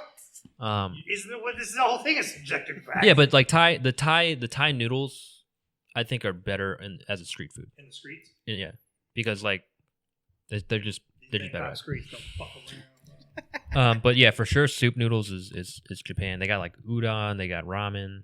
But Korea makes a lot of those soup noodles too, right? Yeah, but that is like not good. It's just a Japanese knockoff. Just a Japanese knockoff. No, like make sure you take that clip and you just play ramen. Play it for Jay every time. I mean, you guys have had ramen, right? Yeah. You guys have had ramen. Yeah, ramen's good. And then have you had me and ramen is like because of my dietary restriction of like not eating pork. There's a lot of ramen. Oh yeah, there's a lot of ramen that's made out of pork. Some vegan-based pork. Wait, they got chicken ramen. Vegan-based pork. Vegan-based ramens that are pretty good. They got chicken ramen, and traditionally, but you got to be sure that the broth isn't a pork broth. Yeah, because even if it's that's what I'm saying. There's a chicken broth ramen. And probably not as good as the pork. Udon. Have you had udon? Udon is made with soy sauce and like beans. So you know what? I like pho a lot because I know it's a fish-based sauce. It's fish-based broth. It's good. Pho? No, it's beef. I thought no, but it's beef. But I thought the broth itself is fish-based. No, the broth for pho is beef. And then what you're thinking of isn't pho. It's hiu, which is like it's a seafood based noodle. Okay, that's also good though. So you've been lied to your whole life. I just didn't know. I've been misinformed. Yeah, I mean, you've been misinformed. This is why I have him coming. For Vietnamese noodles though, they do make pork based soups, like noodle soups. But you'll know it's pork because it's fucking like blood red. So. But I feel like so I was man, did I tell you about this? I didn't tell you about this. The bibimbap doesn't have noodles in it, right? Bibimbap is rice. Yeah. There's times I you told me about the chicken. No, like specifically. You were like, this is some really good fried chicken, and then it ended up being fried in pork fat or whatever. Yeah, there's times I'll like sit there and watch these shows. You always tell when it's tournament time because I'm always watching like YouTube. Yeah, he's like texting me. He's like, "Yo, look at this taco place." I was like, "Oh, you're clearly cutting weight." Yeah, fucking bomb ass tacos. So there's like I'll watch like a lot of Mexican based food videos, and then like a lot of Asian based. And listen, I'm just gonna tell you how I don't eat pork, but goddamn, that shit looks good. You want some El Pastors? When Asians and Mexicans. When that dude takes a big pork butt out of the smoker and just shreds it. But like it doesn't like for some reason there's certain cultures or certain ethnicities that when they cook with pork, it looks better. Like I'm not like when I watch American barbecue and you can see a pork butt and like shredded like yeah, it looks good, but dude, brisket's fucking good. Yeah. I'm like, if you like, I don't have like, it looks better and it definitely smells better to me than pulled pork, right? So I don't have to worry about that. But when I see motherfuckers like eating fucking ramen and shit like that, and I got this fucking whatever, some tofu ramen, get the fuck out of here, bro. I want the fucking the regular ramen. I don't want that. I don't. Or you like, want some of them chasu rolls, man. Yeah, or like when Mexicans make like. Yeah, I like barbacoa beef, but sometimes the tacos al pastor. Carnitas. Those look fucking money.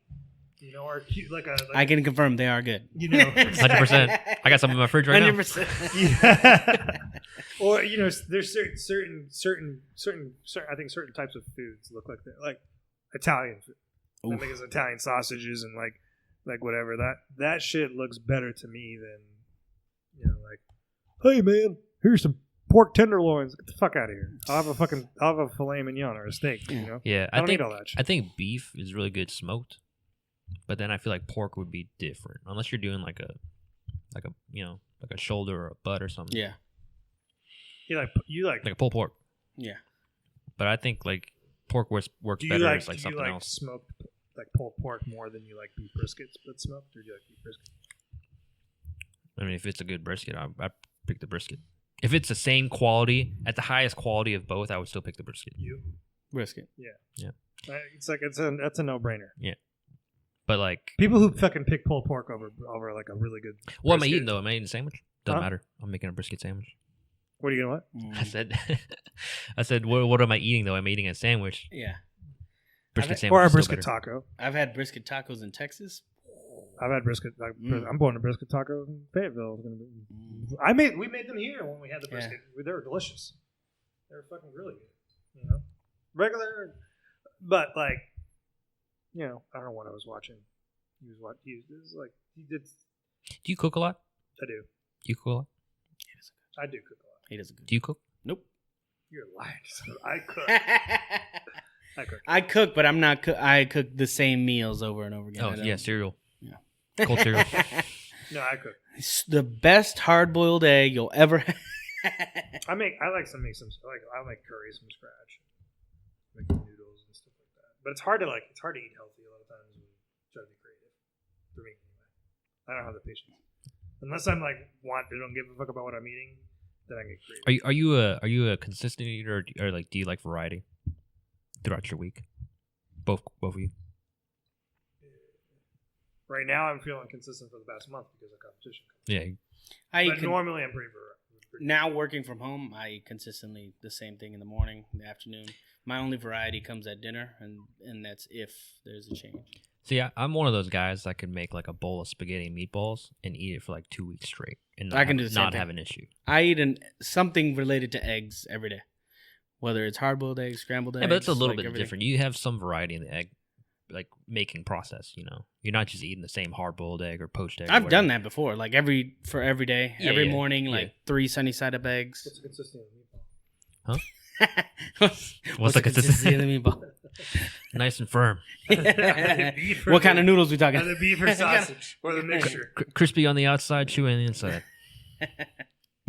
Yeah. Let me tell you, I've made my own sausage before, and I rub my sausage every night. No, but we did. We used to. I've gone with Ahmed before. We went to a sausage making party.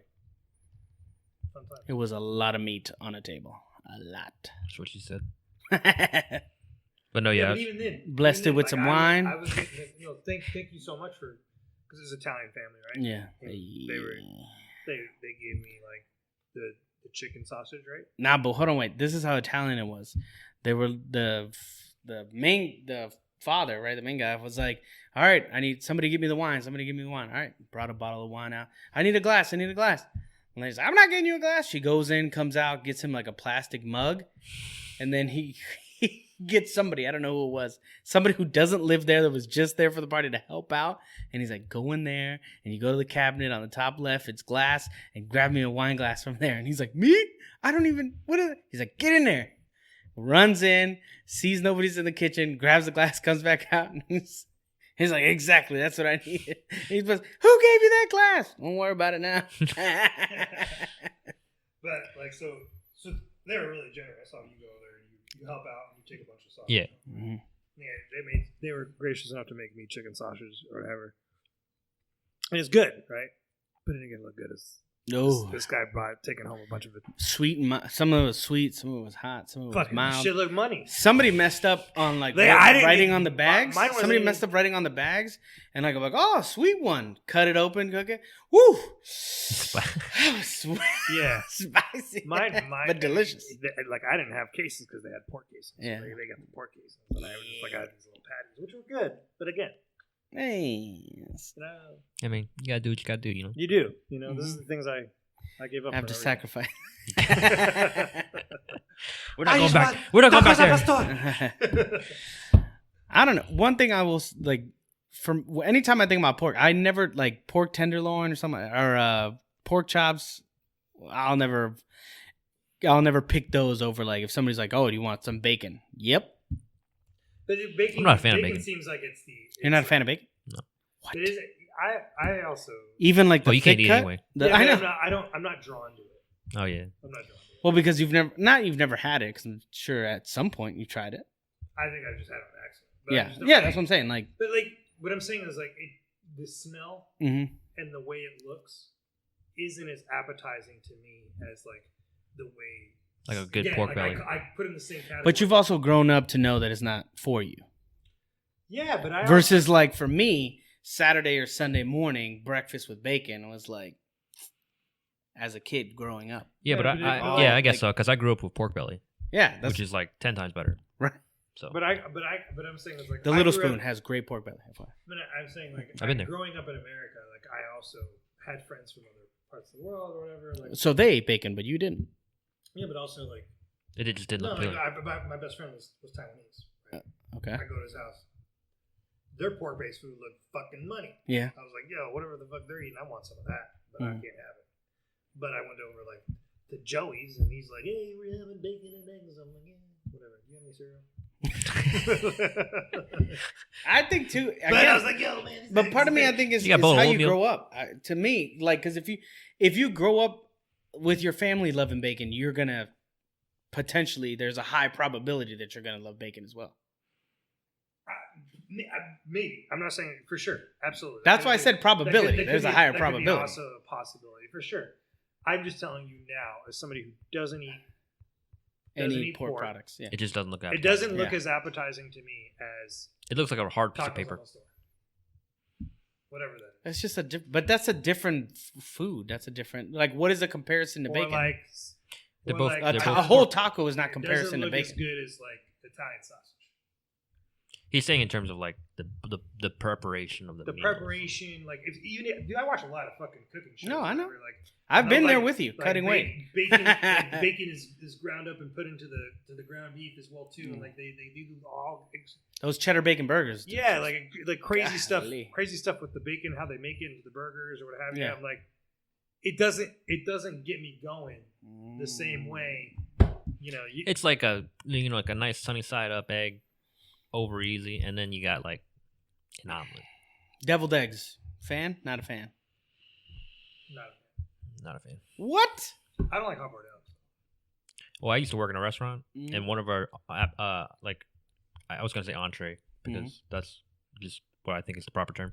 But one of our appetizers or starters was deviled eggs, and they were a bitch to make. I would make like. Is that why you don't like them, or? Yeah, I just don't. I've lost the taste for them. I would make like 200 every day. Ooh. And then they'd be gone the next. And I got the next day. I got to come back in and make it again. Yeah. The smell really gets. And they were the deep fried ones.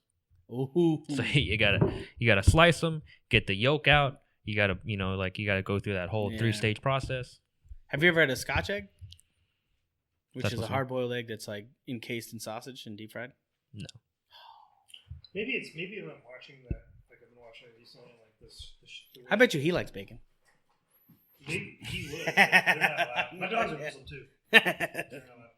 Somebody brought over some pig ears and I was like, listen, man, I don't think I can do that. Take a shit out of They turn out to be cow ears, so it's okay.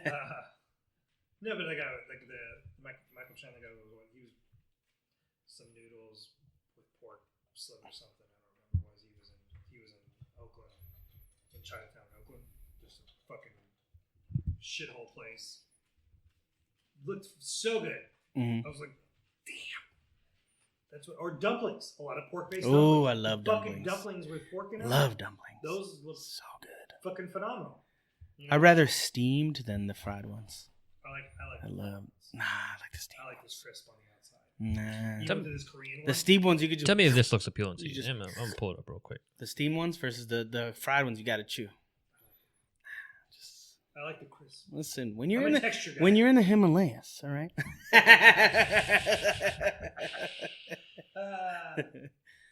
That is the one thing that we're like, all right, you want vegetable dumplings? They look good to you.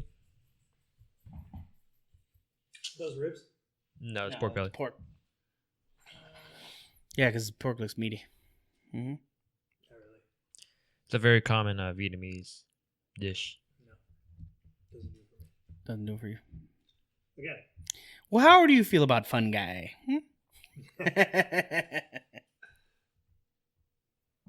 A portobello burger. I'm gonna start throwing stuff at you. See What about like is Cuban ham? Do you like the Cuban panini sandwiches or whatever? The Cuban sandwiches. What is? It's a ham, right? That's what you serve it with. It's a Cuban ham. Yeah, but I'm trying to think You what like it's those? called. Yeah, I like those. With the pickle. Oh. what It's about pickle this? and mustard. What's this? It's a Chinese pork dish. Yeah, that was good. You ever had this? That looks great. Some char siu. Ooh. Yeah. Yeah. Chop I'd suey, definitely what is it do- called? Yep. Char siu. Yeah, that looks good. I'm hungry now. Yeah. This is why you come here, bro. Yeah, man, You're we our should. one listener, Ryan. I hope you're listening. We gotta go to that open rice restaurant, man. We got open rice. Yeah, I want to go to that. Where's that? That's in The Valentine. Valentine. In the Where the movie theater is? no, it's do you remember where Chopped is? Remember where Chopped? Nope. Across the street with the Ballantyne? It's Give me some better, like, you know what I mean? it's right on Park Road, with No. where that it is on Park Road, right where the Target is. No, dude. Fucking open rice. Yeah. It's over there by the where Audrey Kell meets Bell. Wait, is it no Railroad? Railroad. Audrey Kell. Yeah, yeah. Do you know where Marshalls is and Home Goods? Nope. On Railroad. Then you're not gonna know. If you don't know those, you're not gonna know. Yeah, we can go sometime, man. Because that place is good. Is it open now? Not right now. Like, I'm just saying. Yeah, it's in open. general. Okay. Yeah, I went there last week or the other week. Dude, you know what place is pretty good? The Poke Bowl place is pretty close to my house.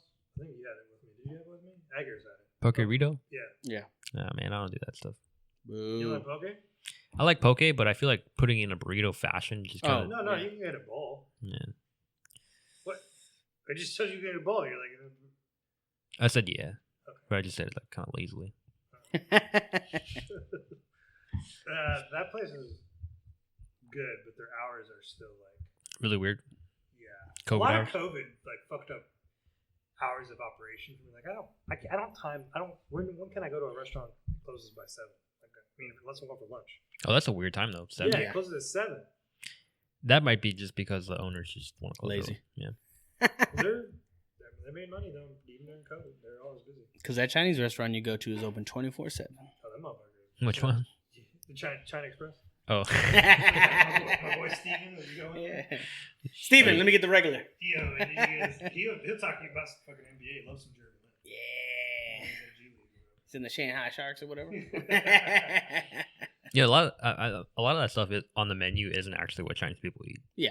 Which is, I feel like that's a common thing. Yeah, but I think there's a. Do you as somebody who's Chinese descent feel like it's okay to have fucking American Chinese takeout at times and you enjoy it as opposed to like, that it's not Chinese? If it's good, It's good. sure. But I can't remember the last time I actually had like true Chinese takeout. It was probably fucking here, bro. Probably, actually, yeah. Probably. It's probably I here. wouldn't talk shit to Andrew Wiltie if I were you. Guy But no, loves- it's like loves himself some Panda you know, if I Express. want Chinese food, I'm just gonna make it at home. You know, Yeah. if I'm Like going, authentic Chinese food, or just it's just Chinese food in general, Chinese. Okay. like any category. Chinese takeout. Yeah, yeah. I mean, Chinese takeout. At home. It's Chinese take in. You know? This is how you fold the fortune cookie. What? No. You guys say, I mean, obviously you say takeout. You guys say takeout, right? Yeah. Yeah. I feel like I'm the only person I know that says takeaway. Why would you say And I have takeaway? to adjust. I don't know. I've always said takeaway, and I've lately I've been turnover, bro. adjusting to just say takeout. Huh? It's not a turnover. It's not a turnover like in sports. Yeah. No, I just say takeaway. I've never That's said weird. that. Just like I don't say pop for soda. Say Take soda. out or said to go. Soft drink. I don't say soft drink either. I feel like that's a professional way of saying What do you soda. say? Soda? Soda. Soda, yeah, soda. Like people in the Coke. Midwest will say like pop. Give me a pop. Yeah. Can I get a Coke? Pepsi, Coke okay? in Yeah. Texas. They say Texas. They say Coke. What is this? This is Pepsi. I said what? Yeah. No, some people just call soda Coke. Yeah, in Texas they do that. Yeah. They just call everything. Can I get an orange Coke? Now that Coke makes an orange infused cola. Yeah, do they really? Yeah. I know they have vanilla. Yeah. They got like Vanilla, raspberry too, cherry, orange. or cherry. Yeah, that's what it is. And I don't know what else. Oh man, I am hungry though. We should probably call it. Thanks a lot, Ahmed, for thank making us all hungry at 11 o'clock at night. All right, guys, you got anything? Shout outs. Shout out to Brian. Shout out to Brian. Yeah, fuck you. You know, my mom actually got a new tattoo today of our names. Guess where I leave it. Go ahead. Wait, who? Wait, mom. your mom? Yeah. Really? Nice. So On her wrist? Yeah, so she got my name here and my brother's here. That's pretty I don't know. cool. Maybe reverse because there's a picture. Yeah. But yeah, she just said she wanted a new tattoo, and she's like, "All right, let's go get that." Does she have other tattoos? She's got like a little rabbit on her foot. Were you there when she got them? I was there when she. No, she just got it like today. Oh, okay. I was there when she got the foot done though. That was back when I was like fucking 5. I want a new tattoo. But either way, guys, thank you so much for listening. Have an amazing day. Get out there, get hungry, and good luck.